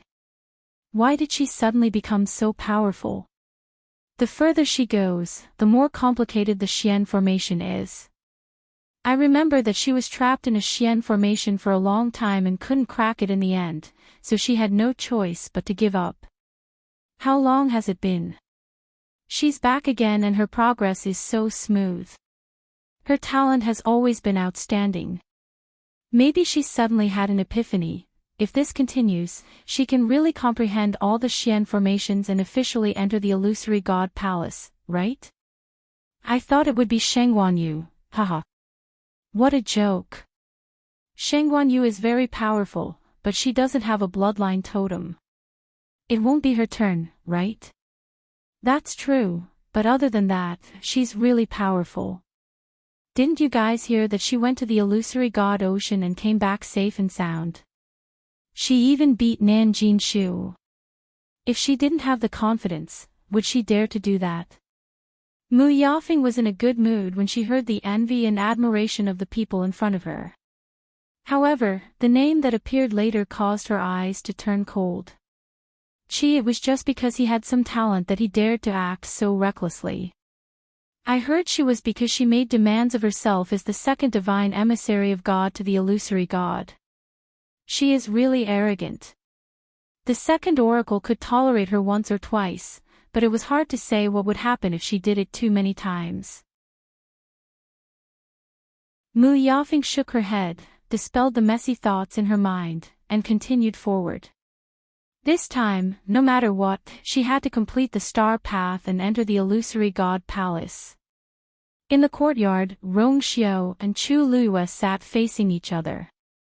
A translucent chessboard floated between them. On it, the two chess pieces were fighting fiercely. Chu Luiyue stared at the chessboard and rubbed her chin.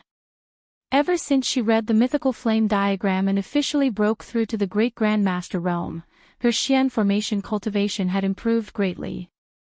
But after fighting with Rong Xiao, she felt a deep sense of defeat. Now, no matter where she went, there was no way to reverse the situation. She was at the mercy of others. "Master, there. Go there."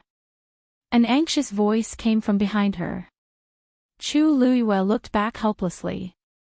"Little Hachi, how many times have I told you not to speak while watching the game? Can't you just paint your nails in peace?" Little Hachi pursed her red lips and waved her hand. "How can I be at ease when Master can't win? Look, it's all messed up." Chu Luiyue. "Are you complaining that your master is not good enough?" Little Hachi narrowed her eyes and quickly smiled. "Of course not. I'm doing this for your own good. Look, you've played with His Highness for so many years, but you've only won a few times." Chu Luiyue, I remember this clearly. I really don't need you to remind me. She raised her chin. "You want me to go there?" Little Hachi's eyes lit up. Yes. Then watch carefully." Swoosh. Chu Luiyue flicked her finger, and a piece condensed from divine power flew out and landed on the spot Little Hachi pointed out. Rong Xiao's eyes were calm as he placed a piece. It was as if a sword had slashed down and completely sealed Chu Luiyue's last path. Chu Luiyue spread her hands. "Did you see it clearly? If we do as you say, it will only make your master die faster." Little Hachi shrank her neck guiltily. "Ahem, master, I haven't been learning for long. Of course, I can't compare with you and His Highness. I promise I won't say anything next time." Chu Luiyue said. You said the same thing last time and the time before that. Little Hachi pursed her lips and made a sewing gesture. Chu Luiyue gently knocked her forehead. You won't remember it anyway. She was used to it. Little Hachi's eyes were filled with tears. She really wanted to help her master win. At this moment, Shijing walked in from outside. Chu Luiyue was a little surprised. Shijing, where did you go? She didn't see Shijing after returning from the illusionary god sea. Roy bowed to them one by one before explaining. Master, I went to the thunder pool. Chu Luiyue was slightly stunned. Isn't the thunder pool sealed? Now, there shouldn't be anyone in the illusionary god palace going there. Shijing chuckled. Yes. But I just went to the shore to take a look. I didn't do anything else. Chu Luiyue laughed. All the Tianlei in the thunder pool have been frozen. What's there to see? Shijing said. Nothing. Master, there are a lot of Tianlei in the thunder pool. The second oracle and the others only sealed the upper layer, but the lower ones are still fine. Chu Luiyue frowned slightly. Oh. How do you know? This matter was extremely confidential and hidden. Ordinary people definitely wouldn't be able to guess. Shijing paused. Just guessed. The Tianlei power below is still wandering around. If you stand close and take a closer look, you can see it. Chu Luiyue looked at him meaningfully. Shijing. Sigh. Yup, Chu Luiyue was about to speak when Yi suddenly pushed open the door and came out. Master. Seeing that his expression was different from before, Chu Luiyue knew that something must have happened, so she immediately asked, What's wrong? Yi came to her. Qi Han sent a message saying that they met Zhou Long and Shi Yan in the god-slaying tomb. What? Chu Luiyue was shocked and stood up. Because she was too shocked, she didn't notice that Yi didn't call the two oracles but directly called them by their names.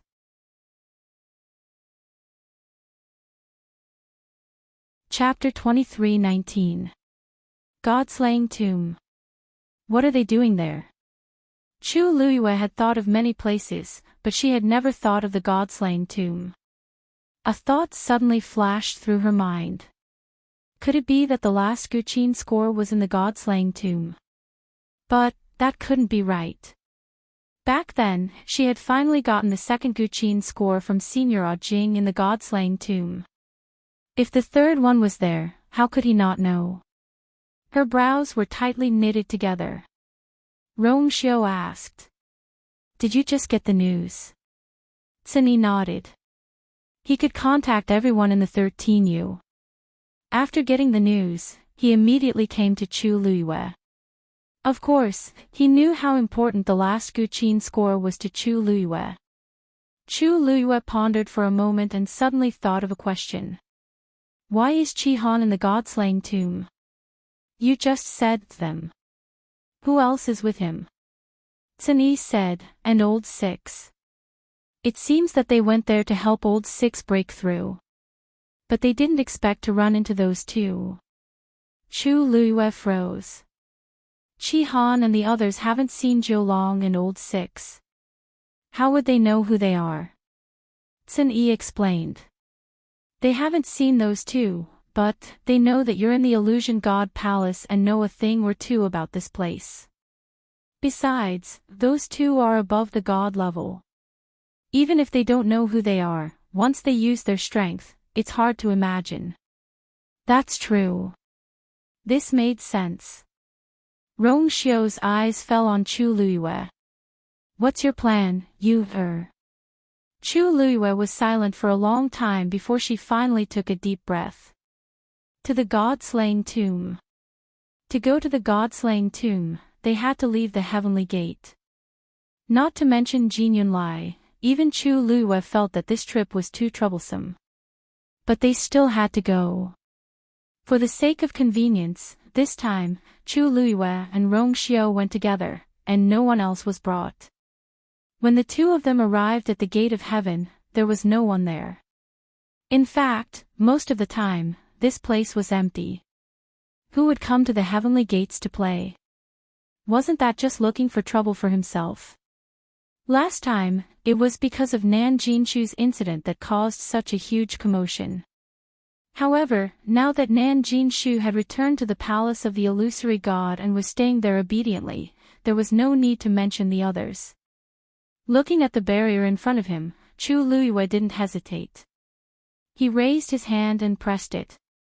Buzz, a ripple spread out.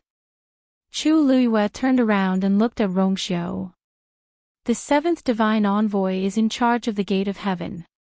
If there is any movement here, he will immediately rush over. You didn't see him last time, so you can meet him this time. Rong Xiao smiled. Sure.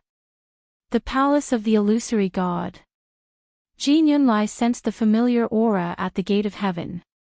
His forehead twitched violently, and with a crack, he broke the brush in his hand. It's her again. This Chu Luiyue, is there no end to it? Last time, he said he was going to invite the weapon refining saint. Last time, he said he was going to see Nan Jinshu. What is it this time? Jin Yunlai didn't want to pay attention to him, but the gate of heaven was constantly moving. Chu Luiyue was determined to go out. After a while, Jin Yunlai finally couldn't help but stand up. However, before he could walk out, a voice suddenly came from afar. Jin Yunlai. Jin Yunlai was shocked when he heard the voice. The first divine envoy. Then, an illusory figure gradually appeared in front of him. However, the figure was shrouded in a layer of faint light, making it difficult to see his facial features. He could only barely make out a silhouette. Even so, Jin Yunlai recognized at a glance that it was indeed the first divine envoy. He took a quick glance and immediately looked away. He bowed his head and said respectfully, "Greetings, first divine envoy. May I know why the first divine envoy is here today?" Due to nervousness, Jin Yunlai's body was a little stiff. Ever since the first divine envoy went into seclusion, he had never stepped out of the courtyard. Although he did not appear with his true body and was only a strand of his aura, this was the first time he had done so. "Don't you know why I'm here?" The voice was low and indifferent, but it carried an invisible pressure. Jin Yunlai's chest tightened. He frowned and quickly searched his mind. Recently, he didn't seem to have done anything. Why did the first divine envoy sound like he was scolding him? "This, please enlighten me, first divine envoy." Buzz. There was movement at the gate of heaven again. Jin Yunlai subconsciously turned his head to look. The first divine envoy had already made his move. Whoosh! A red stream of light flew out quickly and went straight to the gate of heaven. Jin Yunlai was shocked. The first divine envoy made his move personally. The Xian formations on the star passage can only be comprehended by oneself. Otherwise, it will be regarded as cheating. Then Mu Yafeng, what's going on? Do you want me to continue asking? Jin Yunlai's heart sank. The crimson streak of light flashed through the air at high speed. It arrived at the gate of heaven in the blink of an eye. Chu Luiyue heard the movement and looked up. He felt a little strange. This is the first divine envoy's aura. Noticing this, a look of shock flashed across her eyes. Then, the red stream of light landed on the barrier. The enchantment quietly opened. Chu Luiyue was stunned. After waiting for a while, Jin Yunlai didn't arrive. Instead, the first divine envoy made his move. What does he mean by this? Chu Luiyue couldn't figure it out for a moment. Warning. Reprimand. Rong Xiao smiled faintly. Maybe the seventh divine envoy is busy. Digression, very good. Someone in the comments section guessed part of the truth.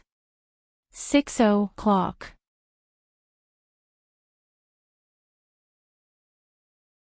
Chapter 23:20. When Jin Yunlai did not show up, Chu Luiyue did not pay much attention to it. However, when the first god emissary suddenly made a move, she was very surprised. Could it be that he finally decided to come out of seclusion?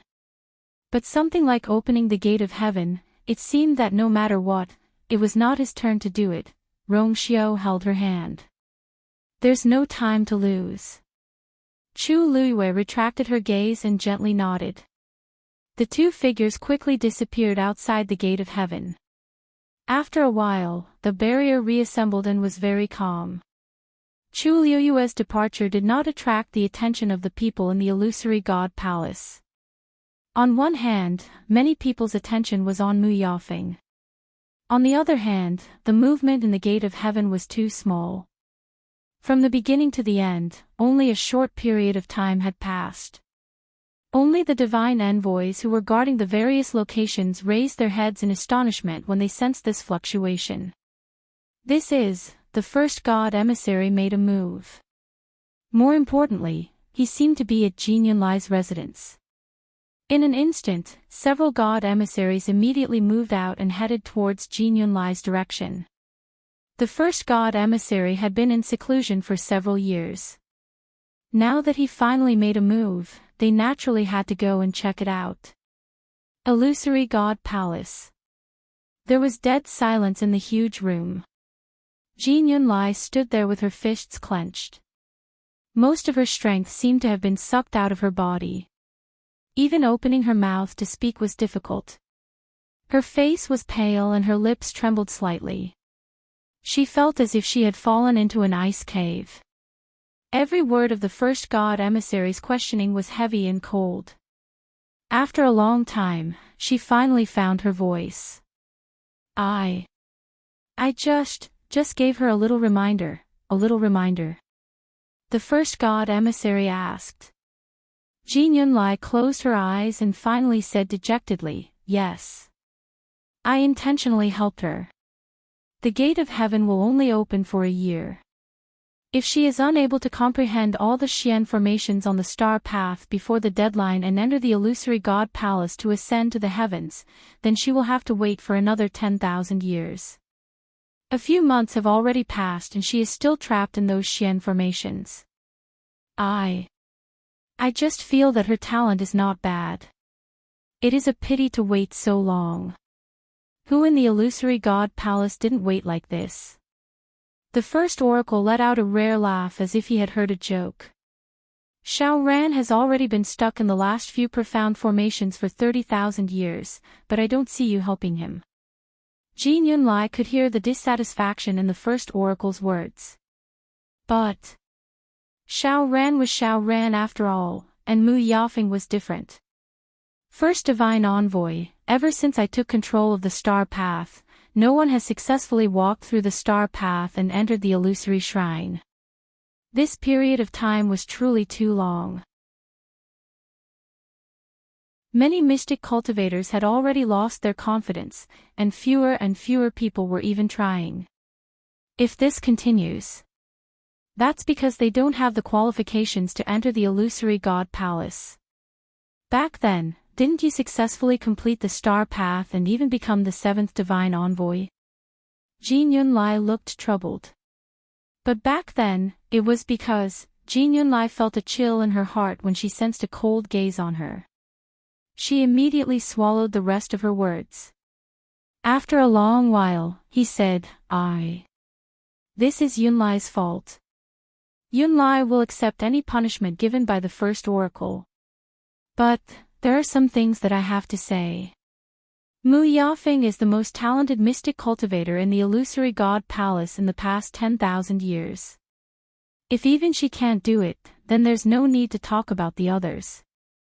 If I have to choose to help someone ascend to the heavens and become a god, I will still choose her. You also understand the situation of the profound formations on the star path. The further you go, the more difficult it is. If you don't have enough talent and strength, even if someone gives you pointers, it's still useless. I admit that I helped Mu Yafeng, but she was able to succeed because of her own reasons. Besides, strictly speaking, I did give her some pointers, which may not even be as detailed as the annotations on the mythical flame diagram. If Shangguan Yu can read the mythical flame diagram, why can't Mu Yafeng? In the beginning, he actually didn't have this idea.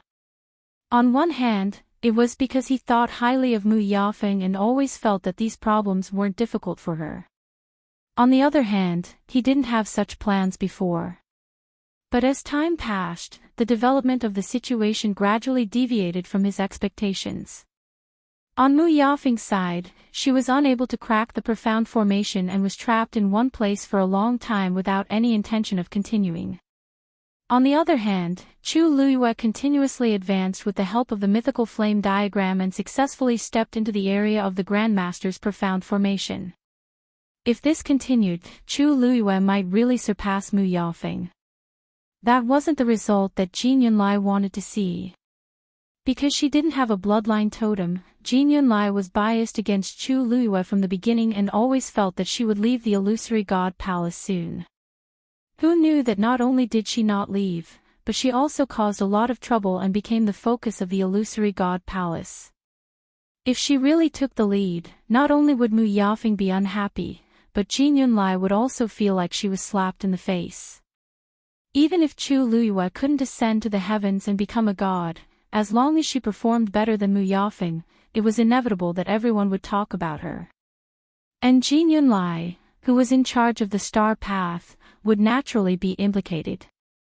What would happen in the end? Everyone would see that Mu Yafeng, who he had always thought highly of, was actually not that outstanding at all. Instead, it was Chu Luyue, who had been despised and ridiculed from the beginning, who easily crushed her in all aspects. Thinking of this scene, Jin Yunlai felt that it was hard to accept. So when Mu Yafeng came to beg him, he thought about it again and agreed.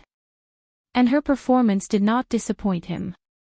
He thought that everything would go smoothly, but who knew that this matter would alarm the first divine emissary. The first divine emissary listened quietly for a long time before asking, "Are you done?" Jin Yunlai let out a long breath. "I'm done. It seems that you still think that you did nothing wrong." The first divine emissary's voice was faint with a trace of indifference. "Jin Yunlai, I always thought that you were very smart, but now it seems that you are ridiculously stupid. Until now, can't you see that Jinbao Pavilion took the initiative to give the mythical flame diagram to Shangguan Yu?" Jin Yunlai was shocked and suddenly looked up. "What? Jinbao Pavilion giving it to Shangguan Yu and you helping Mu Yafeng don't seem to be the same nature, right?"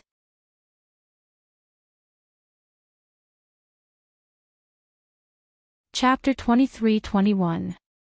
Jin Yunlai stood there in a daze for a long time. His mind was in a mess, and his whole body was in a mess. Jinbao Pavilion took the initiative to give it to her. Didn't this mean that he suddenly thought of something and sucked in a breath of cold air? A look of horror flashed across his eyes. First Oracle, only now did he realize what he had done wrong. Now, he had no time to think about why Jinbao Pavilion did this. He only knew that this time, if he was not careful, he would lose himself. "I'll go and take back the Xian formation diagrams that I gave to Mu Yafeng." The first oracle suddenly asked. "You gave her the method to break all the Xian formations?" Jin Yunlai swallowed his saliva with difficulty, but his throat was still tight. In the eyes of the first oracle, this reaction naturally meant that he admitted it. "That's right. Since you've made up your mind to help, of course, you have to help until the end." The first oracle's voice was emotionless. This made Jin Yunlai even more flustered. "Just as well. Open your eyes wide and take a good look. See if Mu Yafeng can ascend to the heavens and become a god with your help." Jin Yunlai felt suffocated and uncomfortable.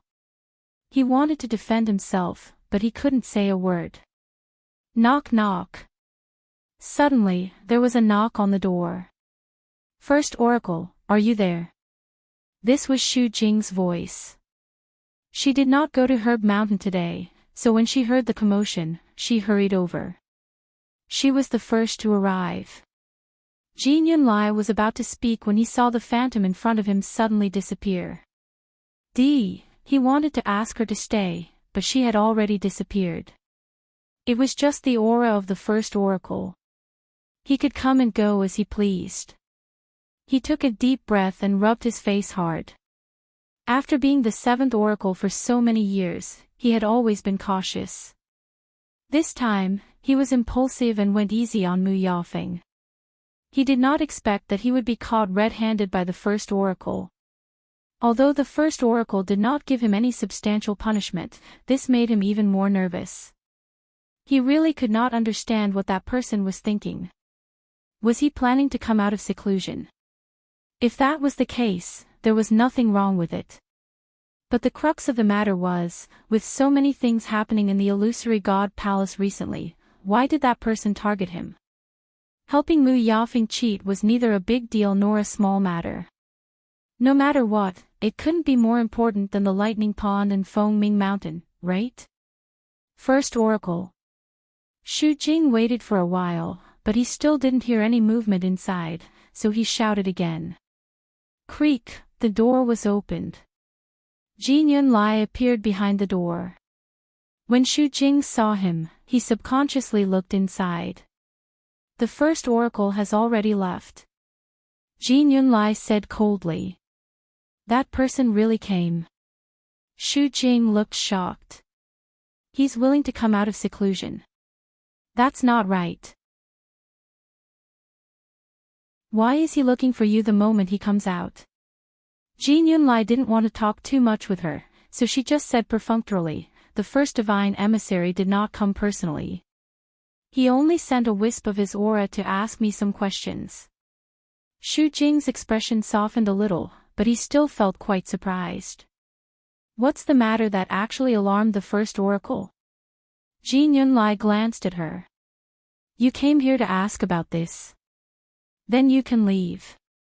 After saying that, he closed the door again. Bang! Shu Jing didn't expect his actions to be so swift and straightforward. She was so shocked that she took half a step back. When she came back to her senses, she was immediately angry. Didn't she come to ask because she was too surprised that the first oracle had come out of seclusion? What kind of attitude was this? If it weren't for the fact that Jin Yunlai's status was slightly higher than hers, she would definitely not let it go so easily. Shu Jing tidied her clothes and turned to leave. After taking a few steps, she suddenly thought of something and turned back to look at the tightly shut door. Just now. Jin Yunlai's expression was particularly ugly. Did something happen between him and the first oracle? She thought for a moment and raised her voice. Seventh oracle, I heard that Mu Yafeng has already cracked 6 great Grandmaster Xian formations in a row. Aren't you going to take a look? Bang! Jin Yunlai suddenly smashed something. Shu Jing's heart skipped a beat. What was wrong with him? Wasn't Mu Yafeng someone he particularly valued? Now that she had an outstanding performance, why was he still so angry? Shu Jing had a bad feeling. She gritted her teeth and finally turned to leave. After that, a few more oracles came to find out what was going on, but they were all sent away by Jin Yunlai with a few words. When Chu Luiyue and Rong Xiu left the illusory god palace and crossed the blue and black sea, she deliberately slowed down. Unfortunately, nothing out of the ordinary happened. After that, the two quickly rushed to the god-slaying mound. Because it wasn't their first time there, and because their strength had improved greatly, it only took them a short time to get there. At noon the next day, the two successfully arrived again. After passing through the forest, they officially entered the god-slaying mound. Looking from afar, it was vast and barren, bleak and cold. It was no different from before. It was just that the inexplicable coldness and pressure seemed to be stronger than before. There was a faint smell of blood in the air. Chu Luiyue frowned slightly. It had been a long time since they had been here, and the god-slaying mound seemed to have some subtle changes. They should already be inside. Rong Xiu looked into the distance and narrowed his eyes. Chu Luiyue nodded. Then, the two walked forward hand in hand. At this time, deep in the god-slaying mound, Chi Han was holding a long sword and staring at the two in front of him vigilantly. Behind him sat a young man covered in blood. It was Lu Feng. Jiu Long laughed.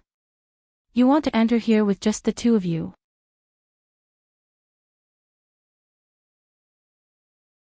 Chapter 23-22. In front of them was a large area of broken tombstones. A desolate and sorrowful aura slowly spread out. This was the tomb of the honored god. Chi Han and Lu Feng had been in the god-slaying mound for some time. They had spent a lot of time and effort to get here. They did not expect Jiu Long and Shi Yan to arrive at this time. As soon as they arrived, they ordered everyone to leave without hesitation. Most of the cultivators in the god-slaying mound had been forced to leave. Of course, not everyone was willing to do so. However, these two were too powerful. Even honored gods could not last more than 3 moves against them. Everyone had no choice but to obey. Jiu Long and Shi Yan had entered from the edge of the god-slaying mound, so they were the last to arrive here. They met Chi Han and Lu Feng, who were waiting outside the tomb. The aura of the tomb of the honored god had changed slightly with the passage of time. To ensure their safety, the two decided to wait here until the aura was at its weakest before going in. When Jiu Long and Shi Yan arrived, Chi Han and Lu Feng had already waited here for 3 days. As expected, they were also chased away. But they did not agree. After a short stalemate, Jiu Long and Lu Feng attacked. After a few rounds, Lu Feng was injured and defeated. Chi Han held his sword in front of Lu Feng to guard against Jiu Long's next move. Of course, Jiu Long didn't take his actions seriously at all. They were just 2 exalted gods. What was there to care about? Jiu Long looked down at the 2 of them. My patience is limited. I can't be bothered to continue arguing with you. I'll count to 3. If you don't leave by then, don't blame me for being merciless. Chi Han said coldly. The god-slaying mound is not anyone's private territory. Every cultivator in the world comes here. You want everyone to leave. That's too unreasonable. 1. Jiu Long raised one finger. Obviously, he did not care about Chi Han and Lu Feng. He could not be bothered to continue arguing with them. After all, he had already given them the warning he needed. If they insisted on not listening, there was nothing he could do. Lu Feng coughed and slowly wiped the blood from the corner of his mouth. He twitched his lips without a smile. Chi Han, there's no need to say so much to them. If they were reasonable, they would not do such a thing. Shi Yan glanced at the 2 of them and said slowly, that's right. Reason. Don't you know that in this world, strength is the only thing that matters? 2. Jiu Long raised her eyebrows. These 2 people were really not afraid of death. Unfortunately, perseverance without strength was ignorant stubbornness. Not only was it meaningless, it would even bring him a lot of trouble. The first messenger only said that the 2 of them were to come and find the last piece of music, but he did not say where it was. The god-slaying tomb was huge. Even if the 2 of them worked together, it would still take a lot of effort to find it. Because they were worried that someone would find the music score before them, the first thing they did when they arrived was to drive everyone out. Better to be safe than sorry. Although this would be troublesome, it would avoid some risks. Overall, it was worth it. Most of the people he had met before were quite obedient, or rather, sensible. After seeing that Jiulong and Shi Yan's strength far exceeded theirs, they all gave up and retreated. Only these two were stubborn. 3. Jiulong shouted the last count, shook his head, and raised his hand. It's your honor to die in my hands. He did not want to dirty his hands with the blood of the exalted gods. Unfortunately, these two were not smart enough. Vigorous divine power quickly gathered in Jiulong's palm and transformed into a long sword. The long sword was bright and sharp, and it was covered with a thin layer of frost. Under the sunlight, it shone with a cold light. Then, he raised the sword and slashed down. The sword fell silently, but wherever it passed, space was quickly cut open and then collapsed. Large swathes of black spatial cracks appeared, and violent energy surged out from them. Chi Han gripped his sword even tighter. Just as he was about to attack, he realized that he could not move at all. The powerful aura suddenly descended, and he could not retaliate at all. Jiulong's sword fell from the sky and was about to kill Chi Han and Lu Feng. A bloody wound suddenly appeared between Chi Han's eyebrows. That was an extremely sharp sword energy, and it easily broke through his defense. Jiulong's eyes were indifferent. Die! That sword flew toward Chi Han at an even faster speed. However, right at this moment, a sharp sound of air being torn apart suddenly came from afar. Swoosh! Then, a bright golden and greenish-black sword light flew from the sky, piercing through the clouds and wind. Clang! Swish! That sword light and Jiulong's long sword collided, and then quickly flew up and slashed across. In an instant, sparks flew everywhere. Jiulong's sword was sent flying just like that. Seeing this, Jiulong was shocked and immediately raised his hand to call back his sword. The sword landed in his palm and was still trembling violently. It could be seen how powerful that blow was. He frowned and looked over. That was an extremely sharp long sword. Half golden, half greenish-black, neatly and perfectly blended together, and the glow was bright and heavy. This was, just as Jiulong and Shi Yan were shocked, Chi Han and Lu Feng had already sensed the extremely familiar aura on that sword. The two of them quickly looked at each other and saw the excitement in each other's eyes. Jiulong turned his head and looked in the direction where the sword came from. He shouted in a deep voice, "Who is it?" A clear and pleasant voice drifted over with the wind. Ninth Divine Envoy, if you want to kill my people, you should at least ask for my permission first, right?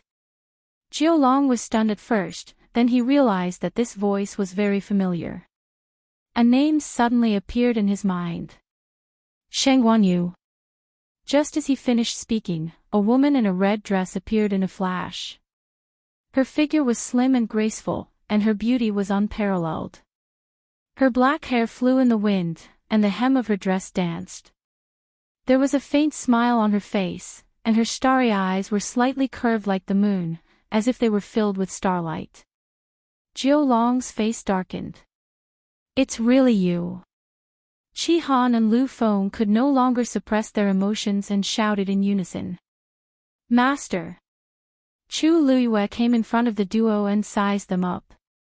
She only relaxed when she saw that their injuries weren't particularly serious. She smiled and said, "Don't worry. Fortunately, we're not too late." Jiulong frowned and stared at the few people in front of him. The two of them are your subordinates. Chu Luiyue turned around and tucked her hair behind her ear. She raised her finger and the Star Spectre's sword returned to her hand. She smiled. Yes.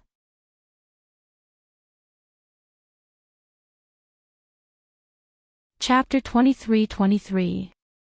Jiulong looked at the woman in front of him in shock. He had only used 30% of his strength in that attack, but it wasn't something an ordinary cultivator could withstand. And yet, Chu Luiyue had blocked it so easily. He had heard this name a few times recently. After all, she had caused quite a commotion in the Illusion God Palace. But it wasn't until today that Jiulong realized that her strength was indeed far beyond that of an ordinary god. You came out of the heaven gate? Jiulong asked. Chu Luiyue smiled and nodded. It's not the first time I've come out. Ninth Divine Envoy, why are you so surprised? Jiulong choked. He just felt that it was too ridiculous. Most of the cultivators in the Illusion God Palace would never step out of the Heaven Gate, let alone come to the world of Divine Ruins. And those who came from the world of Divine Ruins were proud to be able to enter the Illusion God Palace. They didn't want to leave. There were very few people like Chu Luiyue, who kept going in and out of the house. Her frequency was even higher than that of the Divine Envoys. Wasn't the seventh Divine Envoy in charge of guarding the Heaven Gate? Why did they let her come out again and again? More importantly, she didn't have a bloodline totem. Wasn't that even more ridiculous? Jiulong stared at her vigilantly. What are you doing here? Even if she left the Illusion God Palace, there were many places she could go. Why did she choose the God-slaying tomb? It was related to the last Zither score, so Jiulong couldn't help but feel suspicious. Chu Luiyue blinked. My two subordinates are here. What's so strange about me coming here? But the two Divine Envoys, why did you suddenly leave the Illusion God Palace and come here and drive everyone else away? What are you doing? Jiulong's expression was cold. That's not something you have the right to ask. Chu Luiyue said, Oh. It seems that the two Divine Envoys don't want to reveal. Then forget it. As she spoke, she raised her head towards Qi Han and Lu Feng behind her. Let's go. She was about to go to the tombs. Stop. Jiulong never thought that Chu Luiyue would actually walk in without a second word. He didn't even put them in his eyes. Chu Luiyue stopped in his tracks and turned his head to ask, What's wrong? Is there anything else? Jiulong gritted her teeth. It seems like you've turned a deaf ear to what we've said before. Chu Luiyue asked. Words. What words? Jiulong felt stifled in his chest. Qi Han explained. Master, they have already chased away all the cultivators here. If you hadn't come in time, I'm afraid we would have already. Chu Luiyue raised his eyebrows. Oh, about that, she was wondering why she hadn't seen anyone along the way. It turned out that Jiulong and Shi Yan had chased them away. In that case, it was even more obvious what they wanted to do. Chu Luiyue tilted his head and looked at Jiulong and Shi Yan. That's really unfortunate. I've come this time because I have something important to do, so I won't be able to leave for the time being. I hope the two Divine Envoys will forgive me. Although she said so, her expression and tone were extremely natural. There wasn't the slightest hint of apology in them. Clearly, she wasn't asking for help. She was just informing them of her choice and decision. She was going to stay here. Shi Yan frowned and said coldly. Sheng Wanyu, you've done so many outrageous things in the Illusion God Palace. For Dumpling's sake, the Divine Envoys didn't pursue the matter. But that doesn't mean you can do whatever you want. If you don't listen to our advice, don't blame us for being impolite. Chu Luiyue's lips curved into a faint smile. Forgive me for being blunt, but I don't think the Divine Envoys have done anything extra for me. Why do you look like you've given me a lot of things? Shi Yan felt even more annoyed. In the Illusion God Palace, the Divine Envoys were revered. No matter what they said or did, their subordinates would do as they were told. Very few would object, and even fewer would dare to talk back to them.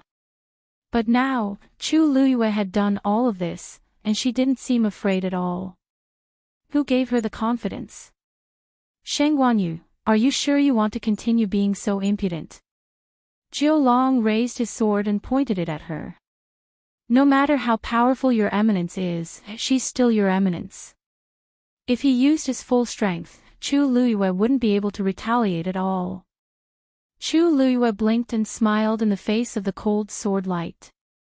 Divine envoys, if I'm not wrong, the two of you are also here for that last zither score, right?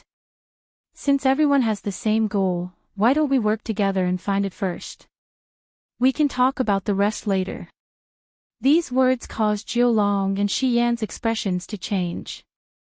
This was something that the first divine messenger had specifically instructed the two of them. How did she know about it? Seeing the duo's reaction, Chu Luiyue also found it interesting. She glanced at the two of them, then slowly asked, "You've come here to find the zither scores. The two of you have already come here to look for the zither score. Don't tell me that you still don't know. The two zither scores from before have already recognized me as their master?" "What did you say?" Jiulong and Shi Yan both exclaimed in shock. Chu Luiyue shrugged.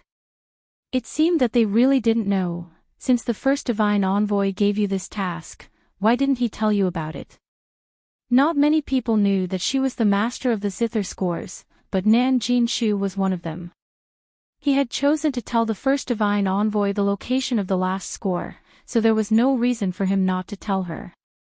Besides, someone like the first divine envoy should know this like the back of his hand. Otherwise, how could he be qualified to be called the first divine envoy and be in charge of the entire illusion god palace? But the strange thing was, these two didn't know. Jiulong was about to attack. Chu Luiyue calmly raised her hand. "Wait.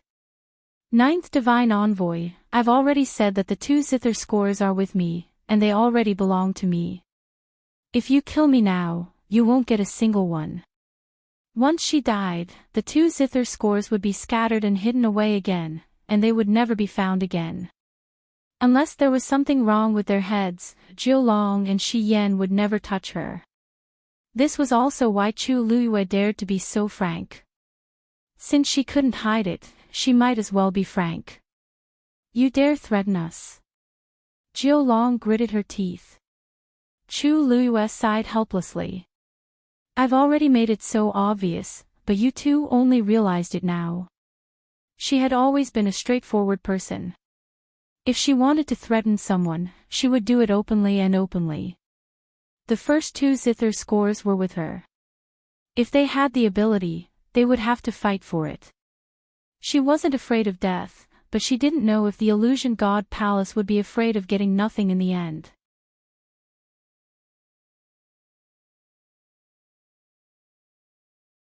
Chapter 23-24. Jiulong and Shi Yan never expected that Chu Luiyue would do such a thing. She directly admitted that the two zither scores were with her and used them as leverage to threaten them so that they wouldn't dare to kill her. She was so direct that she didn't even give them any time to react. The most hateful thing was that after thinking about it carefully, they realized that Chu Luiyue wasn't so arrogant for no reason. After knowing this, even though they hated her to the core, they didn't dare to do anything to her. "Since you're looking for the zither scores and I'm also looking for one, isn't it just right for us to work together?" Chu Luiyue asked with a smile. Jiulong was fuming with anger. "What do you mean by just right? Sheng Guanyu, do you really think we're fools?" The zither scores had already recognized her as the master, so even if they found the remaining one, it would most likely end up in her hands. In this aspect, she had an absolute natural advantage. Even if they worked together and found the zither scores, it would just be a wedding dress for her. Right now, they couldn't wait to guard against her, so why would they work together with her? Chu Luiyue looked regretful and spread her hands. "It seems that the two of you aren't willing. Since that's the case, then, let's mind our own business and rely on our own abilities. How about it? This zither score belongs to whoever finds it first." Jiulong and Shi Yan looked at each other.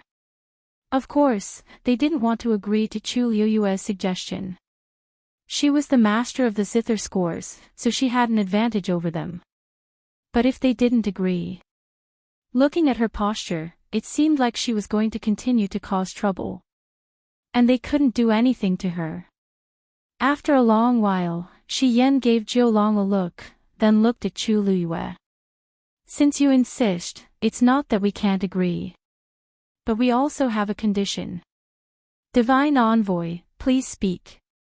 Whether or not we can find the zither scores will depend on our own abilities. However, the person who brings the zither scores back to the Illusion God Palace will be the real winner. At that time, no matter what the result is, the other side can't continue to fight for it. Chu Liyue's red lips curved slightly. I knew these two people wouldn't be easy to convince. So this was what they were planning. One had to know that there was a considerable distance between here and the illusory God Palace. Who could predict what would happen in the middle? Even if she found it first, they could snatch it from her halfway and forcefully take it for themselves. In this way, he would be able to achieve his goal. Chu Liyue was a god, while Qi Han and Lu Feng, who stood behind him, were both high gods. Jiulong and Shi Yan, on the other hand, were both at a level higher than Her Eminence. Wasn't this clearly bullying? Once they made a move, Chu Liyue's side would not be able to compete with them even if they tried their best. This was clearly a robbery. However, after Chu Liyue thought about it seriously for a while, he nodded happily and agreed. Sure. Chu Liyue's reply was too sudden. Even Jiulong and the other two were momentarily stunned. However, one thing needs to be clear. Does returning to the illusory God Palace refer to passing through the gate of heaven or something else?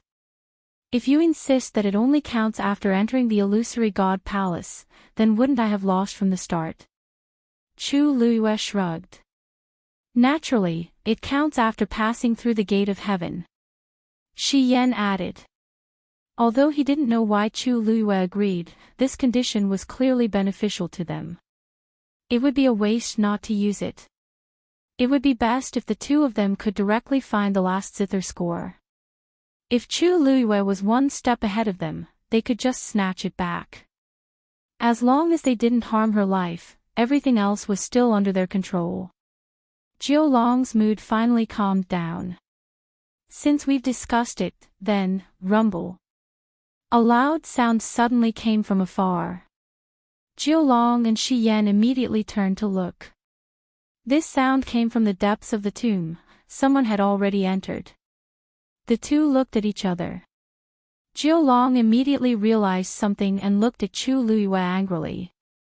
You secretly brought someone here. Chu Liyue smiled, and her eyes curved into crescents. I didn't say that I came here alone.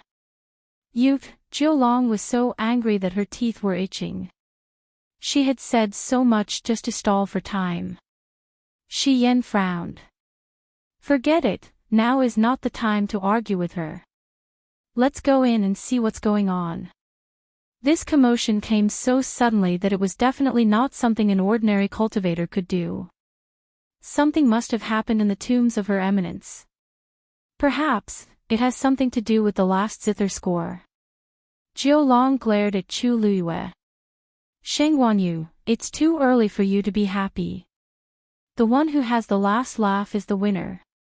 Chu Liyue couldn't be bothered with the two of them. She turned to Qi Han and Lu Feng. Let's go. As soon as she finished speaking, she tapped the ground with the tip of her foot, and her slender figure quickly disappeared from the spot. She went straight into the depths of the tomb. Qi Han and Lu Feng followed closely behind her. Fortunately, the two of them weren't seriously injured. Moreover, Chu Liyue and Jiulong had been fighting for a while, so they had rested enough and quickly followed. Jiulong cursed under her breath and followed Shi Yan. Jiulong and Shi Yan's cultivation level was higher than Chu Liyue's after all. In just a few breaths' time, they had overtaken them. The two of them didn't stop and went straight in the direction of the voice. After about 15 minutes, they saw a figure in the distance. It was a young man. At this moment, his back was facing them. His clothes were whiter than snow, and he was tall and straight. He had one hand behind his back. The space in front of him was already beginning to distort and collapse, and it was constantly devouring the energy around him. Even though it was only a back view, that cold and noble aura was still not concealed in the slightest. Jiu Long frowned. Is this the person who came with Shangguanyu? Why does it look like something is wrong? He couldn't tell what was wrong, but there was an inexplicable sense of uneasiness in his heart. However, he quickly threw this feeling to the back of his mind. Who are you? How dare you team up with Shangguanyu and deceive the two of us? Jiu Long asked in a low voice. Hearing her voice, the man turned around. His handsome and devilish face seemed to be covered with a thin layer of frost. His phoenix eyes were deep and unparalleled. Jiu Long, Shi Yan, you're getting bolder. Digression, I want to eat barbecue, I'm going to be a fan, 6:00 p.m.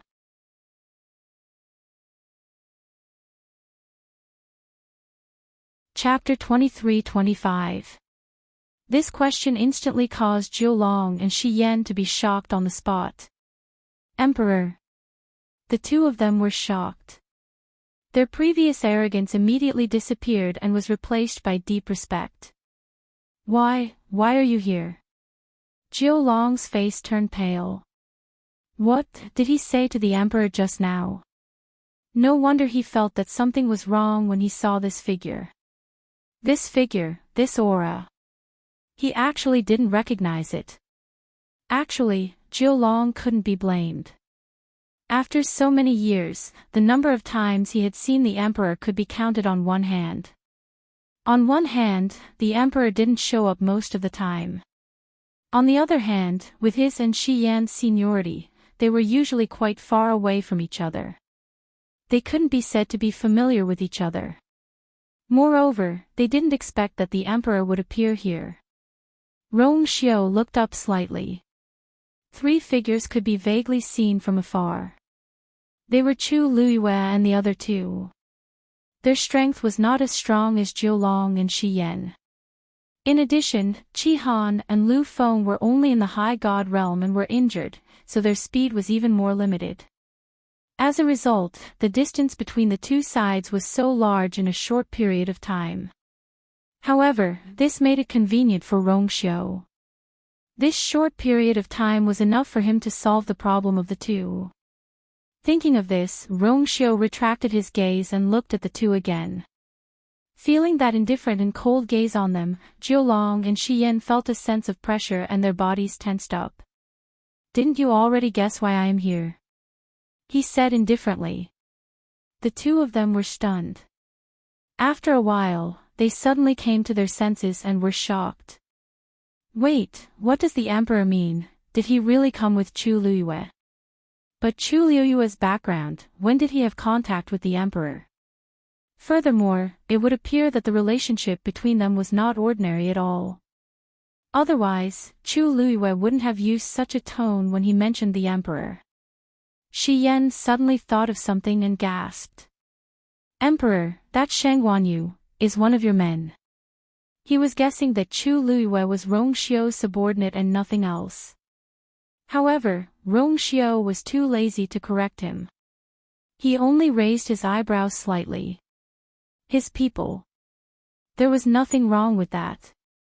Ben was his. His reaction, in the eyes of the other two, was obviously a tacit agreement. For a moment, the two of them did not know how to react. Why didn't Chu Luiyue mention such an important matter before? If she had revealed even the slightest bit, she definitely wouldn't have received that kind of treatment in the illusory god palace. Jiu Long and Shi Yan couldn't figure it out. The only thing they were clear on was that they had offended Chu Luiyue earlier, and this undoubtedly meant that they had offended the Celestial Emperor as well.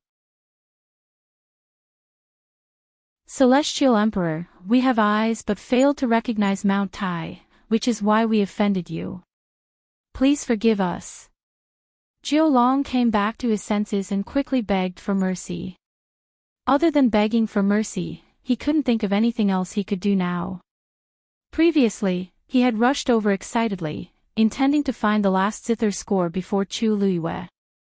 Even if he couldn't find it, it wasn't bad to get rid of the person who conspired with her first. Who knew that he would bump into this person? Wasn't this courting death? Shi Yan saw the situation and immediately followed suit, his heart filled with uneasiness. Although they had only seen the Celestial Emperor a few times, they were very clear about the Celestial Emperor's temperament. It was definitely not to be provoked. The mistake that they had made today was enough for them to suffer a lot. Rong Xiu didn't say anything. The surroundings fell into a dead silence, as if even the air had frozen at this moment. The two of them held their breaths, as if their hearts were about to jump out of their throats. Finally, Rong Xiu spoke. Go to the illusory god sea and receive your punishment.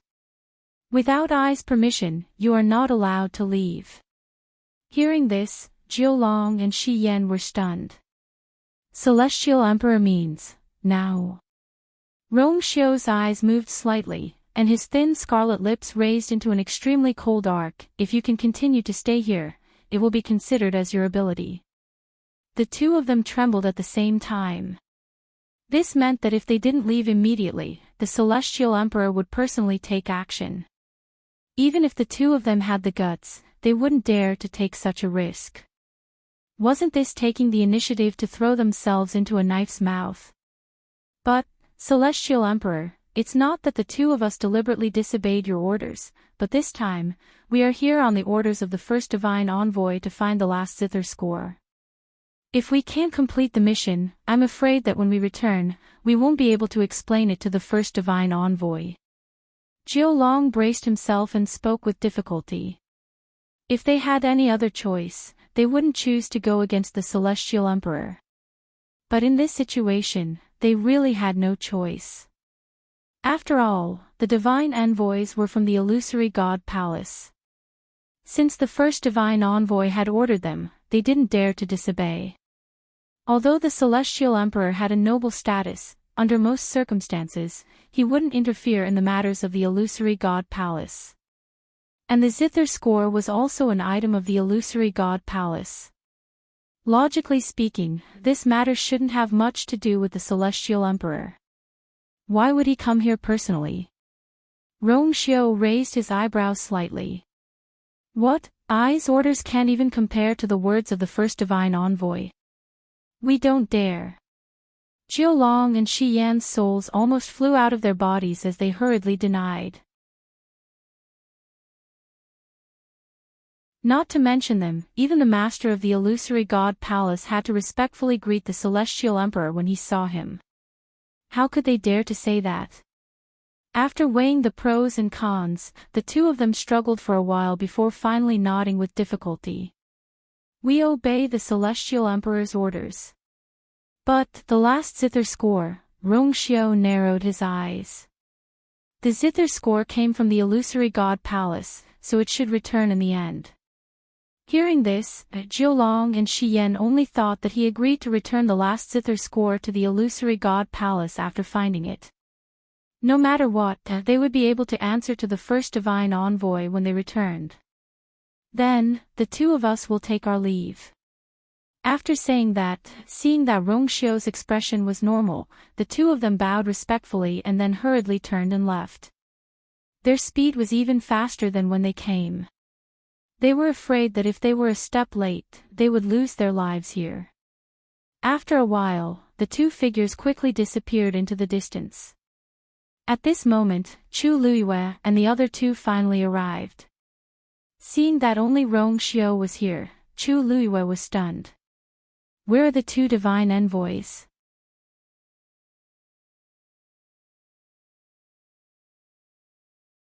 Chapter 23-26.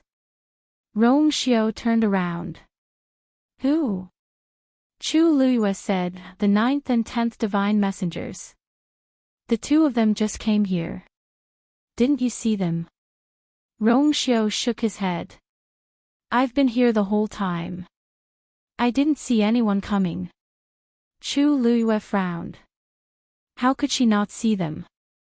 Although the two divine messengers had put some distance between her and 7 Chill Du Wind, she was sure that they were coming this way. She looked left and right. The surroundings were barren and desolate. There were no signs of anyone coming here. Suddenly, she focused her gaze and looked at the collapsing void not far behind Rongxiu. "This is..." Rongxiu followed her gaze and explained. "The loud noise just now came from here.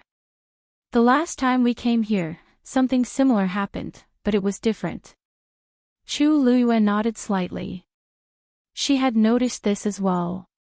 The last time, she and Rongxiu fell into a space that suddenly collapsed, and they brought the rocks back. This time, the energy and pressure here were much stronger than in the tombs of the high gods. Although the void was constantly swallowing energy, twisting and collapsing, it was not completely overturned yet. From this, one could see how powerful the power of space here was. At a glance, a transparent vortex had formed in the void. It kept spinning and expanding. The surrounding energy of heaven and earth kept surging into it, gradually turning it into a black hole. It could not be seen or touched.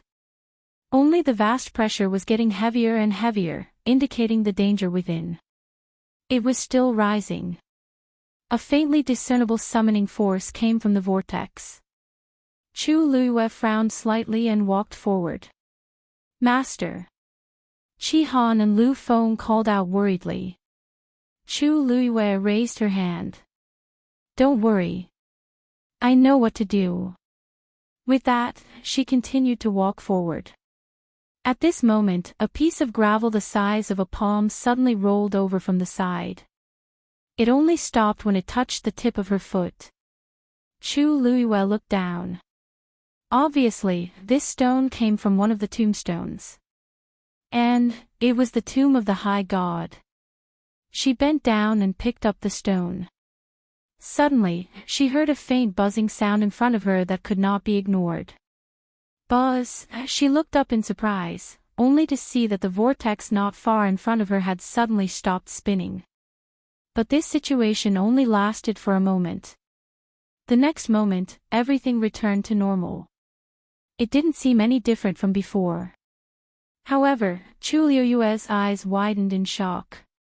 Because there seemed to be an invisible connection between her and the vortex. This feeling was very strange. From this moment on, she could vaguely feel the changes in energy of the vortex. She was stunned for a moment, then suddenly, she looked at the stone in her hand. It was just a shattered, weathered, and ordinary-looking rock. There were traces of erosion on it. If it was on the ground, no one would take a second look at it. However, this was a tombstone that belonged to a high god. At this moment, the void to her right twisted and collapsed, then quickly formed a vortex. Another stone rolled to her feet. Chu Luiyue sucked in a breath of cold air. An absurd and daring idea surfaced in her mind. "It can't be," she muttered softly. Then, she bent down and picked up the second stone. Almost at the same time, the second vortex stopped spinning. Chu Luiyue's hand slowly clenched. Then, the vortex spun again, and it established that invisible connection with Chu Luiyue. Chu Luiyue was shocked. As expected. The stones here were similar to the ones she had obtained in the high god's tombstones, but in fact, they were very different. Each of them actually controlled a space. It might be an exaggeration to say that they controlled it, but it was basically the same. The surrounding energy was constantly surging toward the two vortexes, and the two stones in Chu Luiyue's hand seemed to be faintly strengthening. Although it was subtle, it could not be mistaken. Clang! Suddenly, the sound of a zither came from Chu Luiyue's dantian. The sound of the zither was bleak and cold, and it spread far and wide in this vast wilderness. Chu Luiyue frowned subconsciously. She did not do anything just now, so why did the sound of the zither suddenly appear? Suddenly, a cry of surprise came from the wind. The void over there is also starting to collapse. And there. Chu Luiyue followed his gaze. Not far behind them, 3 more vortexes quickly appeared. The vast space seemed to be divided into countless small areas, and they all started to collapse. In just a few minutes, Chu Luiyue and the others were already surrounded by several void vortexes. A few stones rolled over and stopped at Chu Luiyue's feet. Her heart raced, and the blood in her body seemed to be boiling. Her guess seemed to be correct. These stones, these tombstones of her eminence, these heroic souls that had been buried for tens of thousands of years, seemed to be awakening. Her eminence was naturally different from a high god. A high god's combat strength was in the god domain, but her eminence had completely divided this world and controlled the endless power of space. Buzz! Buzz! Buzz! Void vortexes appeared around them one after another. More and more stones came to Chu Luiyue's side, as if they were responding to her summons. Clang! Clang! Chu Luiyue's glabella was boiling hot.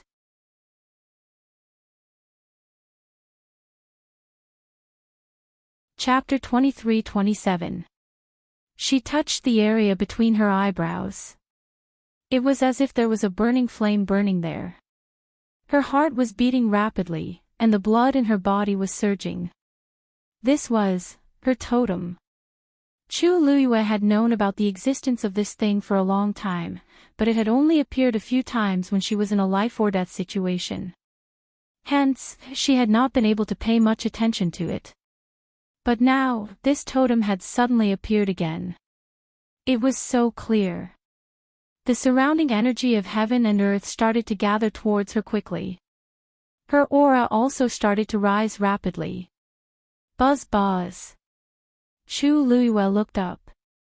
Above the heavens, the void was continuously distorting and collapsing. Vortexes were constantly appearing. Large pieces of rocks had already piled up beside her feet. An unparalleled amount of energy exploded, creating an extremely terrifying pressure that made it hard for people to breathe. Beside her, Lu Feng clutched her chest and sat down. She coughed a few times and wiped away the blood at the corner of her mouth. Then, she placed her hands on her knees and started to channel the surrounding energy into her body. Under such a powerful pressure, the best way to deal with it was to cultivate. Seeing this, Chi Han's expression became serious. He also placed his sword in front of him and started to cultivate. At this moment, endless energy was surging towards them from all directions. Most of it entered the collapsed void, which indirectly strengthened the power of the rocks beside Chu Luiyue's feet. The remaining small portion dissipated and was swallowed by Lu Feng and Chi Han. Although the energy that the two of them occupied was only a small portion compared to the energy that was surging into the void, it was definitely an extremely vast amount for an exalted god. A faint blue glow overflowed from Lu Feng's body and quickly enveloped him. This was his godly territory. After the violent energy entered this godly territory, it was refined and became even purer. Without a doubt, this greatly increased Lu Feng's cultivation speed. Chi Han, who was beside her, made the same choice almost at the same time. A faint silver glow silently spread out and enveloped Chi Han's body. Rong Xiu's gaze turned slightly and paused on the two of them for a moment. His eyes were deep, yet calm and indifferent. In the next moment, he looked away. In fact, if there were other cultivators present, they would definitely be shocked to see Lu Feng and Chi Han's situation. After all, the two of them were only high gods. Logically speaking, their god realm should not be able to resist the terrifying might of the venerable god around them. It was even to the extent that the deity domain could not be used under such circumstances. However, from the beginning to the end, the movements of these two people were extremely smooth and natural, as if they were not hindered in the slightest. If Chu Luiyue turned around to take a look, she might have sensed that something was wrong. However, all her energy was focused on the collapsing void and the gathering stones. How could she care about anything else? One after another. As more and more stones approached her, the invisible connection between her and the void vortexes around her became closer and closer. At the same time, a sense of desolation and sorrow welled up in his heart. Chu Luiyue was never a sentimental person. However, as she stood here, as time slowly passed and everything around her kept changing, her state of mind seemed to be moving along uncontrollably. A wind blew, carrying the coarse gravel of the desolate wilderness. When it brushed past her face, it brought a slight stinging pain. The smell of blood in the air seemed to have thickened. The solemn and bleak sound of the zither rang out from her body and spread far and wide. There seemed to be an image that appeared in her mind, but it was not very clear. Chu Luiyue raised her hand almost instinctively. Her eyes focused and seemed to have sunk into nothingness. At this moment, there seemed to be countless stars in the depths of her obsidian-like eyes. Then, her slender and white fingertips gently plucked. Clang! There were no strings under her hands, so she used the countless intersecting spaces as support to play the zither. Clang clang! Shattered tombstones stood in great numbers on the wilderness. There seemed to be a zither sound in the depths that resonated with her from afar. The palace of the illusory god. Jiulong and Shi Yan returned as fast as they could. After stepping into the illusory god palace, they did not care about anything else and hurried to the residence of the first divine envoy. Just as they arrived outside the courtyard and stood still, the door of the courtyard opened. Seeing this scene, Jiulong and Shi Yan looked at each other and saw the worry and nervousness in each other's eyes. The first divine envoy obviously knew something. This made them timid and for a moment, they did not dare to take a step forward. Come in and talk. A low and indifferent voice came from inside. The two did not dare to refuse and walked in nervously. Just like last time, they stopped when they were 5 steps away from the door. After respectfully cupping their fists, Jiulong spoke after some deliberation. First divine envoy, this time, the two of us did not do well and did not succeed in bringing back the zither score. Please punish us. Reason. The voice was calm and collected, without the slightest hint of surprise. This, Jiulong wiped the sweat from her forehead. However, Shi Yan could not help but explain. First divine envoy, this time we failed to return because the emperor also went to the god-slaying tomb. Also, Shanghai Yu went with him. Maybe because Shanghai Yu was the owner of the first 2 zither scores, the emperor intended to let her do it. Although we don't know why the emperor suddenly intervened, we did not dare to disobey the emperor's order, so we came back. However, the emperor promised to send the zither score to the illusory god palace after this matter is over. Jiulong gritted her teeth and added. In addition, the 2 of us have been ordered to the illusory god sea to receive punishment because we offended the emperor unintentionally. Without the emperor's order, we are not allowed to go out. In other words, after explaining to the first divine envoy, the 2 of them had to go to the illusory god sea. After the 2 of them finished speaking, the room was silent for a long time. This strange silence caused the 2 of them to be somewhat at a loss. Just now, they did not say anything wrong, did they? No matter what, they had explained the matter clearly. If one thought about it, one would understand that this matter was not their fault. Not to mention them, even the first divine envoy did not dare to disobey the emperor's order. Moreover, the emperor had already punished them. What else could be considered enough? Jiulong and Shi Yan waited for a long time. First divine envoy. Finally, they got a response. I already know about this matter. You can leave now. You should receive your punishment, but this matter cannot be spread. The 2 of them were stunned. You mean, the emperor went to the god-slaying tomb? The voice paused. Everything and everyone related to the zither score must be kept secret.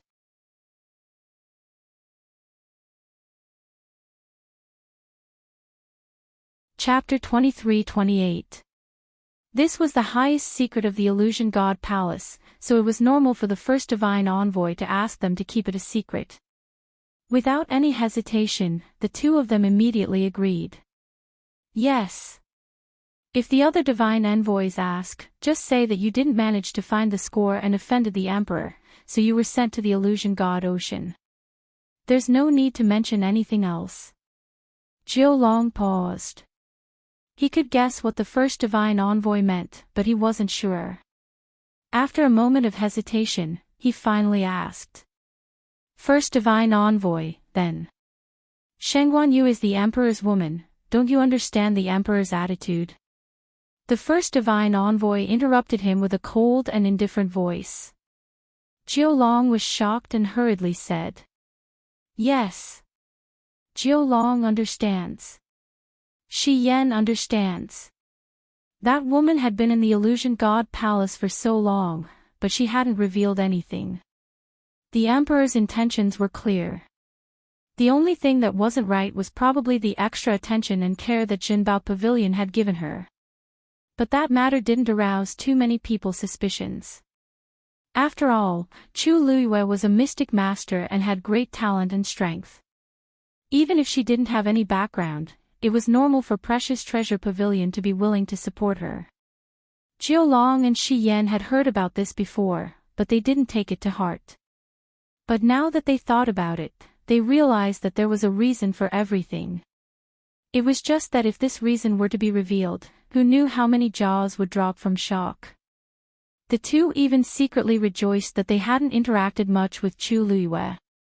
Other than the dispute over the score in the God-slaying tomb, they hadn't offended her much. Judging from the emperor's attitude, it was clear that he valued her greatly. It wouldn't be good to provoke her. You may leave. Hearing this, the two heaved a sigh of relief and hurriedly left. After they left, the gate of the courtyard was tightly shut. In the courtyard, little Hachi was lazily resting on a chair, holding a scarlet pill in her hand. She narrowed her eyes and looked at it through the light.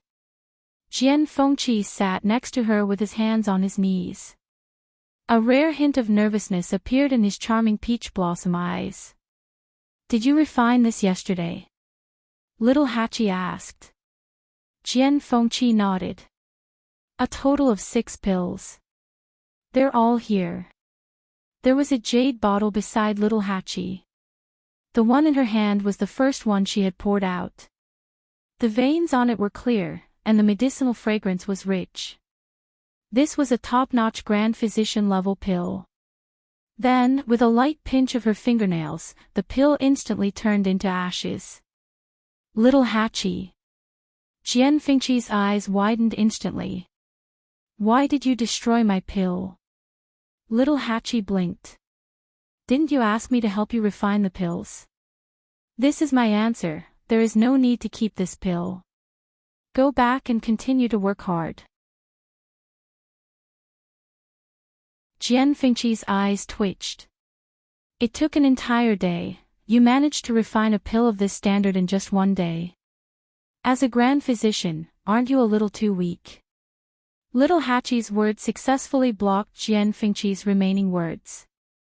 Then, little Hachi picked up the jade bottle beside her.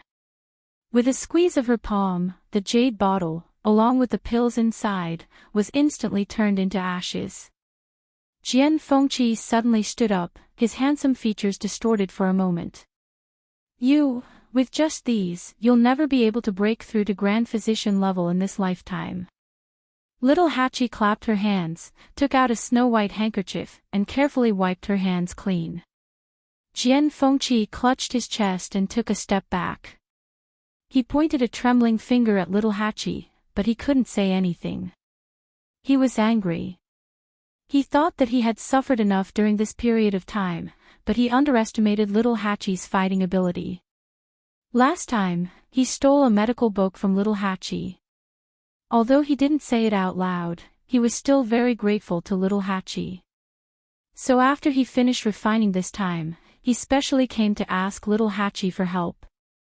But what awaited him was an absolutely merciless attack from all sides. Jian Fengqi regretted it for a moment, when he first got the medical book, why did he think that little Hachi was a good person? He was really blind, really blind. Little 8 was finally satisfied when he saw him being angered to this extent. Actually, she wasn't so sharp-tongued in the first place, and she wasn't deliberately targeting Jian Fengqi. It was just that she had suffered too much from Big Brother recently, and needed to find someone to calm down. Seeing Jian Fengqi suffer, little Hachi immediately felt much better. That's right. She was still very outstanding. In fact, Big Brother was still the pervert. Yes, that was it. Thinking of this, little Hachi narrowed her beautiful eyes and said with a smile, "Seeing that you've worked hard to refine these pills, I'll say one more thing. There are 2 medicinal herbs in here, you've used the wrong ones." "Of course I know what's wrong with these pills." Jian Fengqi snorted. Little Hachi was stunned and sat up. "Really?" Jian Fengqi pursed his lips. "Isn't it just raging winter grass and river wood? Originally, we should use wind thousand seeds and devil's snare to replace them." Little Hachi raised her eyebrows and looked him up and down. "Oh, I couldn't tell. You really know?" Jian Fengqi didn't say anything. He was still distressed over the bottle of pills that little Hachi had just crushed. However, little 8 didn't mind and asked again. "Since you know, why don't you change it? If these 2 medicinal herbs are used well, the level of this pill can be raised from senior doctor to senior doctor." Jian Fengqi did have some skills. Otherwise, he wouldn't have been able to compete with Chu Lue for so many years and still be just a hair's breadth away. This in itself was enough to show that he actually had extraordinary talent. Many times, a tyrannical opponent could often stimulate a person's potential to the greatest extent. Jian Fengqi was like this. Although he had been defeated repeatedly over the years, he had unknowingly left countless people far behind. Hearing little Hachi's question, Jian Fengqi sighed. "You think I don't want to do this? But Herb Mountain doesn't have those 2 medicinal herbs. How is that possible?" Little Hachi's face was full of astonishment. Although these 2 medicinal herbs were precious, they couldn't be considered top-grade rare items. Moreover, what didn't Herb Mountain have? "I've asked. They did have them before, but the last batch was harvested decades ago. Although there are new ones, they're not old enough. These 2 medicinal herbs required at least 100 years of age." He had no choice but to give up. Little Hachi blinked and then stood up. "Impossible. Herb Mountain has always been guarded by the 8th Oracle. How could she make such a low-level mistake? No matter what kind of heavenly treasure, when harvesting it, must not be completely seized. Instead, the foundation must be left behind." Little Hachi's heart suddenly burned with a ball of fire. Is she crazy?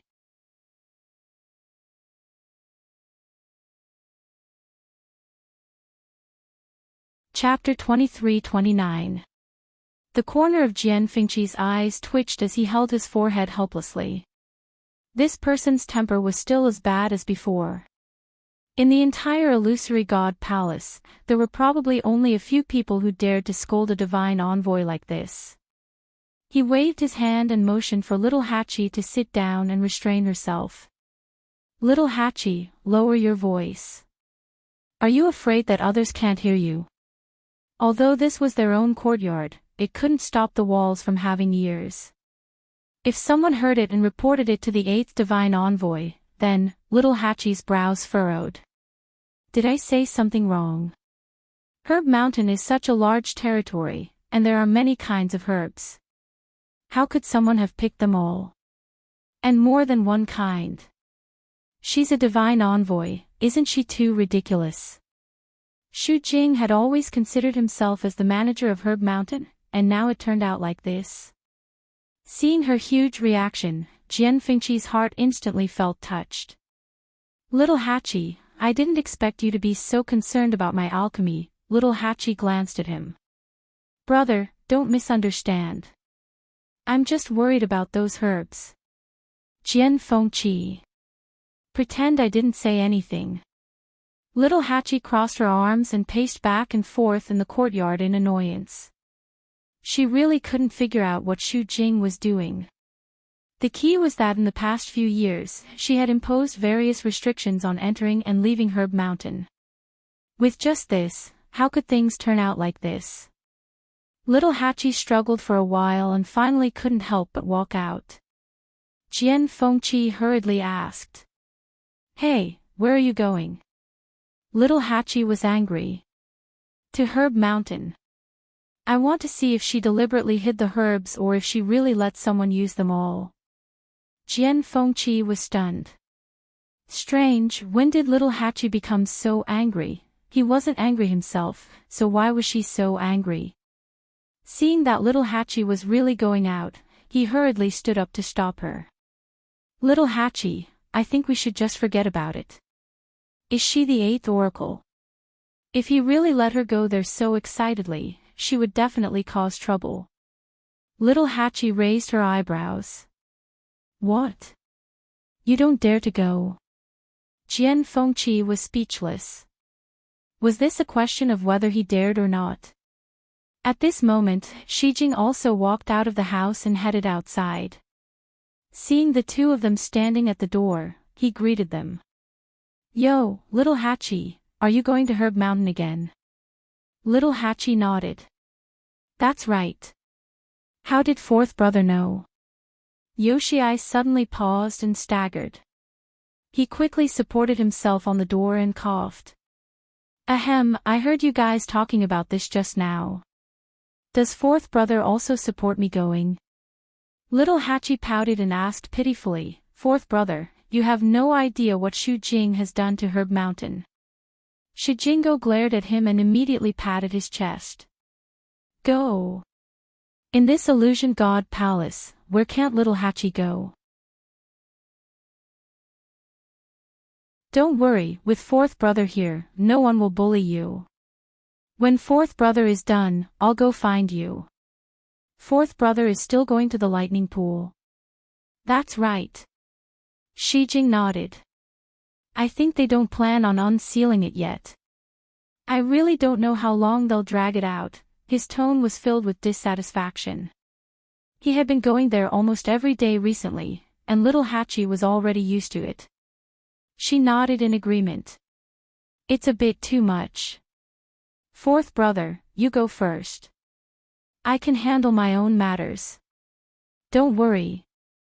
Jian Fengqi, who was standing at the side, was confused. These two. What were they talking about? Why did it sound like those oracles really couldn't do a good job and they were very dissatisfied with it?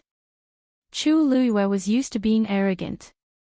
Why were the 13 Yu guards learning from him? They didn't even have a bloodline totem, but each of them was more arrogant than the other. Lightning Pool, Herb Mountain, why did it sound like it was her territory? Mitsui responded and gave her a thumbs up, praising her, thank you for your help. Little Hachi, you're so beautiful today. 81st smiled, then asked, what's the matter? You weren't beautiful yesterday. Mitsui immediately said with great sincerity, Little Hachi is beautiful every day. The second most beautiful woman in the world. The number 1 beauty was their master. This was the tacit agreement of the 13 Yu guards. Hearing this, Little 8 was indeed satisfied, and only then did he wave his little hand. Then 4th brother, goodbye. Only then did Shijing leave. After taking a few steps, Shijing lightly slapped his own mouth. Who told you to be so talkative? Who told you to be so talkative? Actually, when he was in the room, he had been thinking about the lightning pool. He didn't hear a single word of what Little Hachi and Jian Fengqi said outside. When he was about to leave, he coincidentally bumped into them and a sentence came out just like that. Luckily, he managed to cover it up. Shijing took a deep breath, then quickened his pace and walked forward. With Shijing's support, Little Hachi immediately became more confident and went straight to Herb Mountain. Jian Fengqi saw that he couldn't persuade her, so he could only follow her. Little Hachi looked back at him and teased. Why, aren't you worried that you'll cause a lot of trouble if you go with me? Jian Fengqi said seriously. No matter what, this matter started because of me. I can't just sit back and do nothing.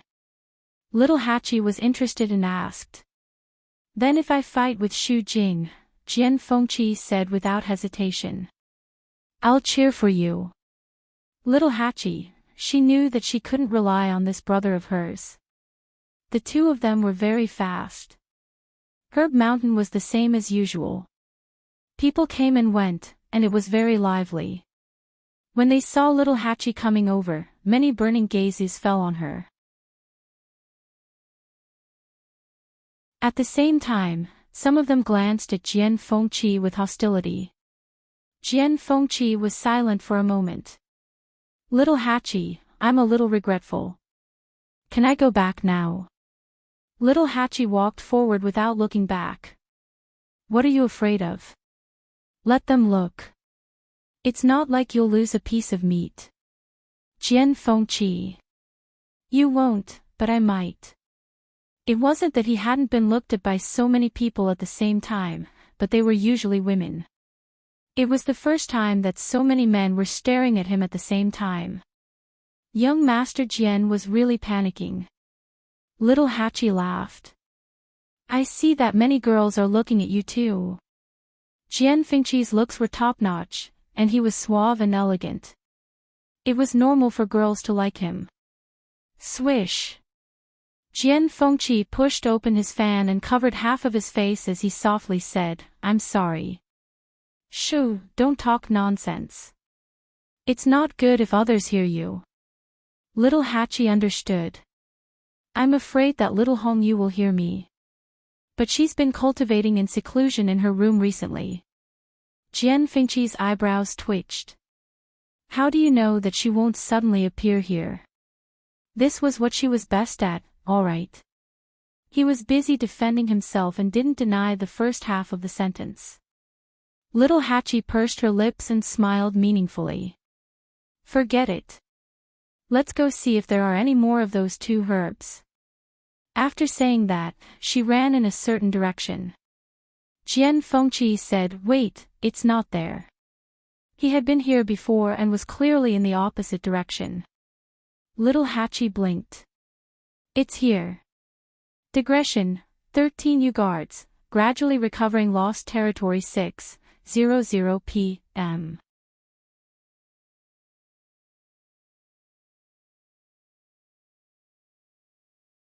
Chapter 23:30. Jian Fengqi pointed in another direction. Wind Thousand Seeds and Devil's Snare are usually associated with each other. They grow in damp and cold places. I've been to this herb mountain a few times. I'm sure I'm not mistaken. Little Hachi said, I didn't say you were mistaken. But didn't you say that there's none over there? Let's go somewhere else. Who knows? Jian Fengqi said helplessly, I've already asked around the entire herb mountain. There's only one place that has it. It's over there. It's not found anywhere else. Little Hachi suddenly became stubborn, but how will we know if we don't go? Jian Fengqi couldn't argue with her, so he had to say, all right then. Let's go over there and take a look. Little Hachi nodded and headed in a certain direction without hesitation. Jian Fengqi frowned slightly. Looking at Little Hachi's back, a strange feeling welled up in his heart. Why did he feel that Little Hachi didn't just pick a random direction? Instead, she had already made up her mind to go there. This thought flashed through Jian Fengqi's mind, but he quickly suppressed it. He moved his feet and followed her. The herb mountain stretched for hundreds of miles. The area was vast, and the mountain range was continuous. There were all kinds of heavenly materials and earthly treasures. It was easy to get lost in this place if one wasn't careful. But Little Hachi seemed to be very familiar with this place. She turned left and right without stopping. After walking for a while, Jian Fengqi finally couldn't help but ask, "Little Hachi, how many times have you been here before? Why are you so familiar with this place?" Little Hachi thought for a moment and said, "Not many times. But the terrain here is simple. I can remember it with a glance. What's so strange about it?" Jian Fengqi, looking at Little Hachi's relaxed expression, for a moment, he doubted his brain. Was it not enough? That couldn't be right. He was a celestial physician. With so many complicated prescriptions, he could basically memorize them after reading them a few times. His memory could definitely be considered top-notch. However, after coming to Herb Mountain several times, he often felt a little confused. What was going on with Little Hachi? After thinking for a while, Jian Fengqi felt that there was only one possibility: Little Hachi's talent was indeed a little better than his. No matter what, she was now a supreme doctor. It was not surprising that she was better than him in this aspect. Thinking of this, Jian Fengqi felt much better. "We're here." It was right in front. Little Hachi suddenly said. Jian Fengqi followed her line of sight and saw that behind a steep and tall mountain, there was actually a rather short and ordinary hill. The mountain was verdant and lush, and there were many medicinal herbs growing there. However, when Jian Fengqi took a closer look, he did not see Feng Qianzi and mandala. "This place doesn't have it, right?" he said with some uncertainty. Little Hachi did not say anything. In a flash, she arrived at the foot of the hill. A small stream flowed by. The water was so clear that the bottom could be seen. On both sides of the stream, there were clusters of lush green bellflowers that were half the height of a person. Little Hachi's body was light as she jumped over a few stones in the stream. After arriving at the other side, she stretched out her hand and brushed aside a cluster of bellflowers. "Look, isn't this it?" Hearing this, Jian Fengqi was stunned and hurried over. He went over to take a look. Indeed, there were clusters of Feng Qianzi growing under the bellflowers. These Feng Qianzi had no leaves. On the rhizome, there were round and round seeds in a picturesque disorder. When the wind blew, this heavy cluster of seeds swayed with the wind. A few of the seeds were blown off and scattered in the stream, flowing downstream. Because these Feng Qianzi were a light green, they were hidden very well among the bellflowers. Therefore, Jian Fengqi did not see them at first. At the rhizome of the Feng Qianzi, there were thin purple vines wrapped around it. It was mandala. They really do have them. Jian Fengqi was really shocked. More importantly, these Feng Qianzi and mandala seemed to be at least 500 years old. However, he had asked many people before, and they all said that Herb Mountain did not have any more Feng Qianzi and mandala of this age. What are you waiting for?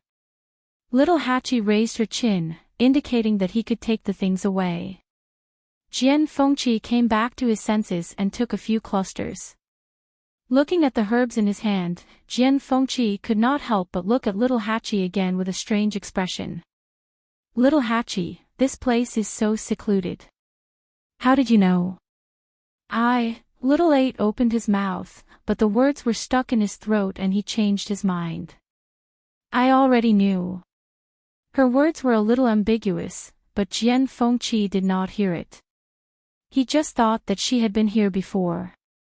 After all, with her temperament, she was really capable of doing such a thing. However, this place is so deserted. Jian Fengqi did not delve into it and looked around. There was no one else here except for the two of them. Since Herb Mountain was fully opened, people could go in and out freely and basically go anywhere. Basically, people would set foot in every corner of Herb Mountain. However, this place was deserted, as if no one had ever been here. Little Hachi shrugged. "Who cares?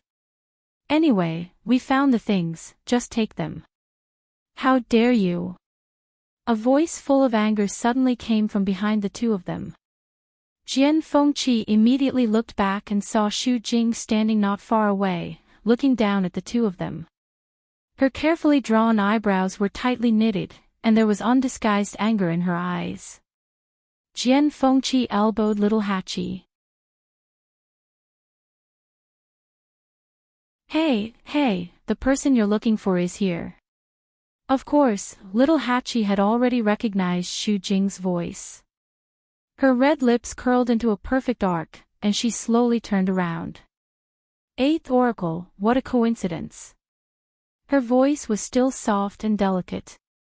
Those who did not know better would think that she was greeting a good friend that she had not seen in a long time. However, this voice was particularly harsh to Xu Jing's ears. Her face was cold. You are really getting bolder and bolder. How dare you trespass here? Do you know where this is? Little Hachi said honestly. I know. Isn't this Herb Mountain? Wasn't it just opened not long ago? Why are we not allowed to come here now? Xu Jing was so angry that her whole body was trembling slightly. This is the private land of the Oracle. How can you step in as you please? Little Hachi and Jian Fengqi immediately understood. So this is your residence. I'm sorry, we really didn't know. Xu Jing was in charge of the affairs of Herb Mountain. She usually spent most of her time here. Even the other oracles did not set foot in this place. However, she never expected that these two people would come here just because she went back to the palace of the illusory god and came back a little late. You want to shirk responsibility just because you said you didn't know. Xu Jing was so angry that she laughed. Little Hachi spread her hands. Eighth Oracle, you said that this is your territory, but you didn't even leave a sign. Who would know? Xu Jing coldly reprimanded. Why not? The barrier outside.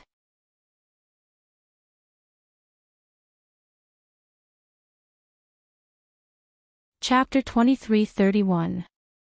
Her voice stopped abruptly.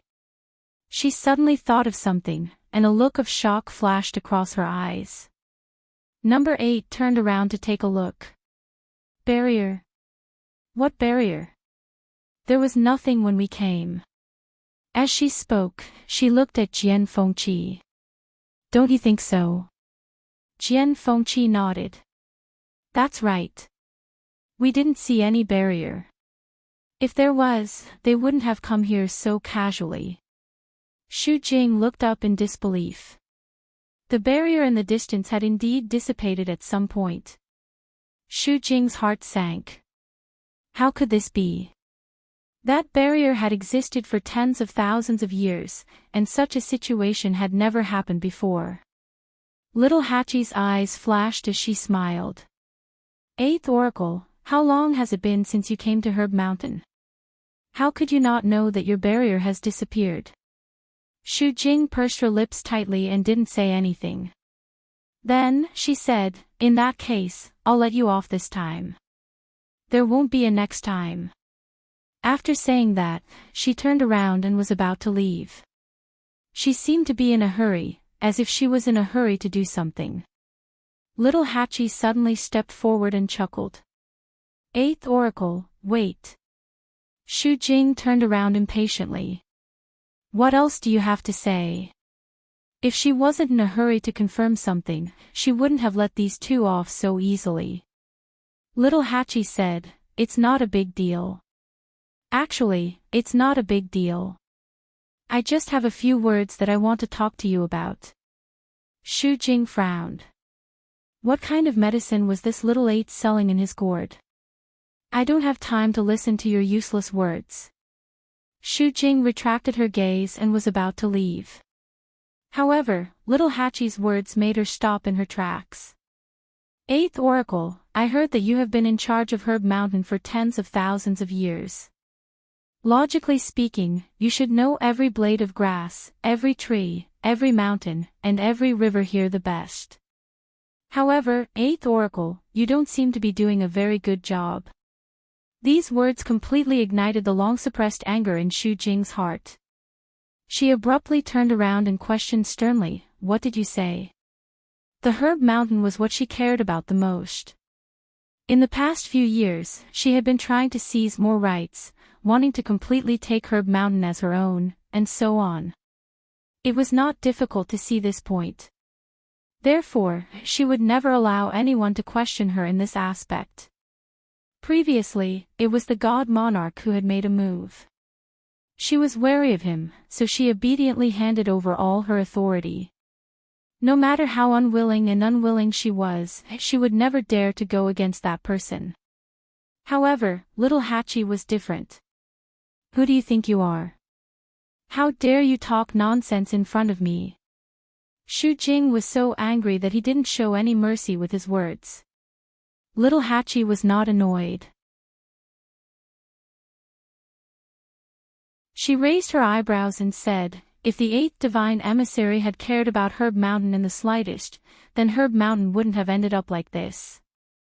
Don't tell me you don't know that. Wind seeds and devil's snare that are more than 100 years old are all gone." Of course, Shu Jing knew. After all, she had kept a close watch on every single herb on Herb Mountain.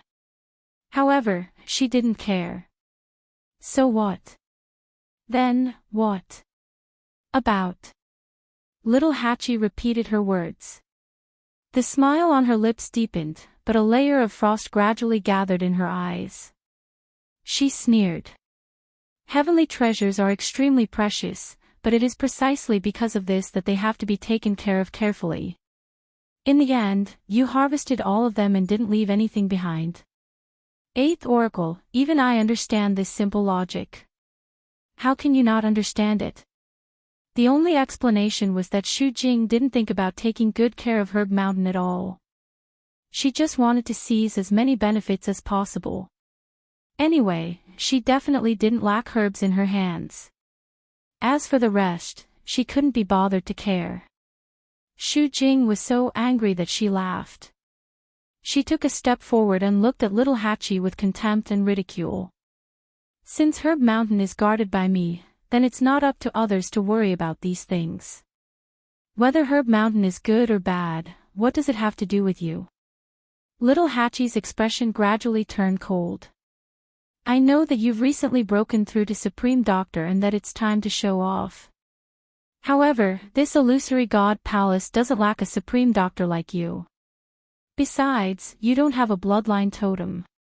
Seeing the change in little Hachi's expression, Shu Jing was very pleased. During this period of time, she really had enough of all kinds of anger. She had long suppressed a stomach full of anger. Now that little Hachi had bumped into the muzzle of the gun, she naturally wouldn't let it go so easily. "You and your arrogant and despotic master are just as annoying as you. You're just born lowly." Slap. Before Shu Jing could finish her words, her face was fiercely slapped. The loud and clear sound of the slap rang out, instantly freezing the surrounding space. Little Hachi had used all her strength in this slap, directly slapping Shu Jing's face to the side. It wasn't that she was weaker than little Hachi, but she really didn't expect little Hachi to suddenly make a move. Ever since Shu Jing became a god's messenger, she had always been high and mighty. When had she ever been slapped in the face like this? She covered the numb and painful half of her face and looked at little Hachi in shock and anger. "You!" Without thinking, she raised her hand to counterattack, slapping towards little Hachi's face. Little Adi clamped her wrist in a death grip. That pair of beautiful eyes, which had always been enchanting and seductive, was now filled with a biting cold.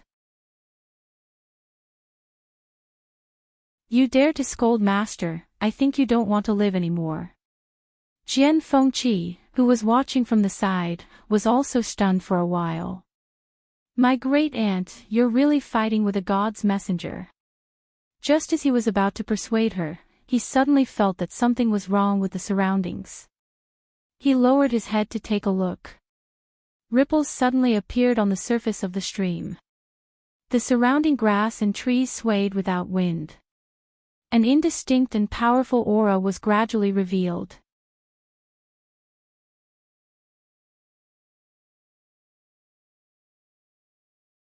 Chapter 2332. Shock flashed across Jian Fengqi's eyes. This pressure seemed to be coming from little Hachi. But wasn't she the exalted god? How could she cause such a big commotion? However, Xu Jing was still angry and did not realize that something was wrong. She clamped down on little Eight's wrist and raised her hand to hit him again. Chee! The sound of something breaking through the air suddenly came, and a folding fan hit her wrist hard. Xu Jing felt the pain and subconsciously let go of her hand. She looked at Jian Fengqi angrily. You! Jian Fengqi hurriedly said. Oh, I'm so sorry. I wanted to stop little Hachi, but I didn't expect to hit you. Eighth Oracle, are you okay? Xu Jing was furious. Jian Fengqi was clearly helping little Hachi. Good. Good. You two are really going to rebel. Little Hachi stared at Xu Jing. Her red lips curled into an enchanting smile, but her eyes were extremely cold. Oh. Who did you say was going to rebel? Her voice was as soft and sweet as ever, but her tone now carried an indescribable majesty. Xu Jing's heart trembled as she subconsciously exchanged glances with little Eight. She did not know why, but when she met those cold and smiling eyes, she suddenly felt a strong sense of uneasiness. Those eyes seemed to be able to see through everything, straight to the deepest part of her heart. The bellflowers swayed, the stream flowed faster, and the waves surged. Little Hachi said. Xu Jing, this herb mountain, you are not qualified to be in charge. Xu Jing was like a cat whose tail had been stepped on. She screamed. If I'm not qualified, do you think you are? Little Hachi did not say anything and just stared at her. The letter hanging from her waist began to tremble slightly. The words on it were rich and bright, as if they were about to burst out of it. It seems that if I don't teach you a lesson today, you won't realize what you've done wrong. As soon as she finished speaking, Xu Jing's aura suddenly surged. However, little Hachi's face did not show any signs of panic. Instead, the corners of her lips curled into a mocking smile. Jian Fengqi glanced at her and the corner of her eyes twitched. How could little Hachi still smile at a time like this? She was really not afraid of offending Xu Jing. Jian Fengqi's figure moved, and he came to Xiao Bao's side. He pulled her behind him and said softly, he whispered, Little Hachi, you're too bold. With this slap, how would Xu Jing take revenge on her? How would she continue living in the future? Little Eight, on the other hand, brushed his hair behind his back and smiled enchantingly. What's there to be afraid of? I'd like to see how she's going to teach me a lesson. Jian Fengqi was about to say something when he suddenly saw a barrier slowly appear not far away. The barrier was pale green and had some strange patterns engraved on it. After taking a closer look, Jian Fengqi realized that it was a Xian formation. However, this Xian formation was filled with countless patterns and lines. It was extremely complicated. If one looked at it for a long time, it would give them a headache.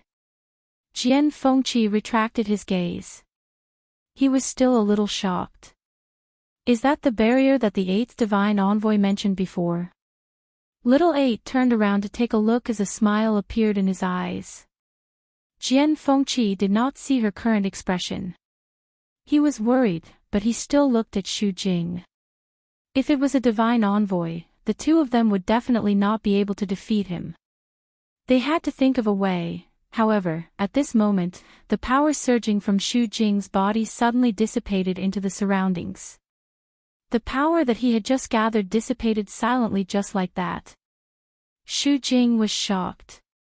He widened his eyes in disbelief and looked at his hands. The pressure that he had accumulated in his palms was also annihilated at this moment. She panicked for a moment. Then, she tried to mobilize the power around her body again. However, before she could do anything, the power dissipated again. Shu Jing's heart sank. Then, she suddenly thought of something and raised her head to look ahead. The barrier had reappeared at some point. The power that had dissipated from her body was also quietly surging toward the barrier. It was the barrier that was forcibly depriving her of power. Shu Jing felt as if a basin of cold water had been poured over her head. An indescribable chill suddenly surged from the bottom of her heart, causing her whole body to tremble slightly. This barrier, Jian Fengqi saw that her expression was not right. He also looked back and was shocked on the spot. Wasn't this the 8th Divine Envoy's barrier? Why did he suddenly turn around and attack her? Shu Jing suddenly turned around and left quickly. Her speed was very fast. Her footsteps were hurried, and there was a trace of panic and embarrassment in her back. Jian Fengqi blinked. She's leaving just like that. Didn't she say that she was going to teach them a lesson? And little Hachi's slap, was she going to take it for nothing? This 8th Divine Envoy is really interesting, Jian Fengqi said. He looked at little Hachi and asked with some concern. Although she's gone, with her personality, she definitely won't let today's matter go, little Hachi smiled. What are you afraid of? She's like a clay Buddha crossing a river now. She can't even protect herself. How can she have the time to care about us? What do you mean? Look at that barrier. She's in charge of looking after the herb mountain, but she can't even control this. Little Hachi sneered. I thought she was very powerful. It turns out that she's just strong on the outside but weak on the inside. What a waste of my feelings. Jian Fengqi, little Hachi. Don't you think you're getting more and more arrogant? How many people dared to scold the 8th Divine Envoy like this? Yes, she didn't just scold her, she even slapped her. Jian Fengqi felt that Shu Jing had probably never been bullied like this before. Just look at her expression just now. It was as if she couldn't wait to tear little Hachi apart. Little Hachi blinked her beautiful eyes. Her thick and curly eyelashes trembled slightly like small fans. She looked around and said modestly, I didn't. Jian Fengqi trembled all over. He cupped his fist and took a step back. My dear lady, let's talk things over. His little heart was still trembling when he thought of little Hachi's slap just now. Little Hachi snorted softly and walked back while twisting her waist. Jian Fengqi thought for a while and followed her. He asked with some concern. By the way, I'm afraid that Shu Jing will really hold a grudge against us this time, little Hachi yawned carelessly. She's always been like this. What's there to worry about? What if she comes back again? Little Hachi waved her hand. Then I'll be merciful and give her another slap. 2 slaps will do. Any more and it would hurt my hand. Little Hachi looked at her hand with heartache. Look at how thick-skinned she is. My fingernails were almost scratched. Jian Fengqi, as the two talked, they arrived in front of the barrier. Jian Fengqi suddenly thought of something. He looked back and saw that the surrounding vegetation gradually stopped swaying. The waves in the stream also gradually calmed down. You're tuning into the LoveLore Library YouTube channel. We're so grateful for your support and don't forget to subscribe to join us on this incredible journey through captivating stories. Your generosity through donations truly makes a world of difference, as it's the primary source of revenue that allows me to expand and enhance this channel for you. Thank you from the bottom of my heart for being a part of this adventure.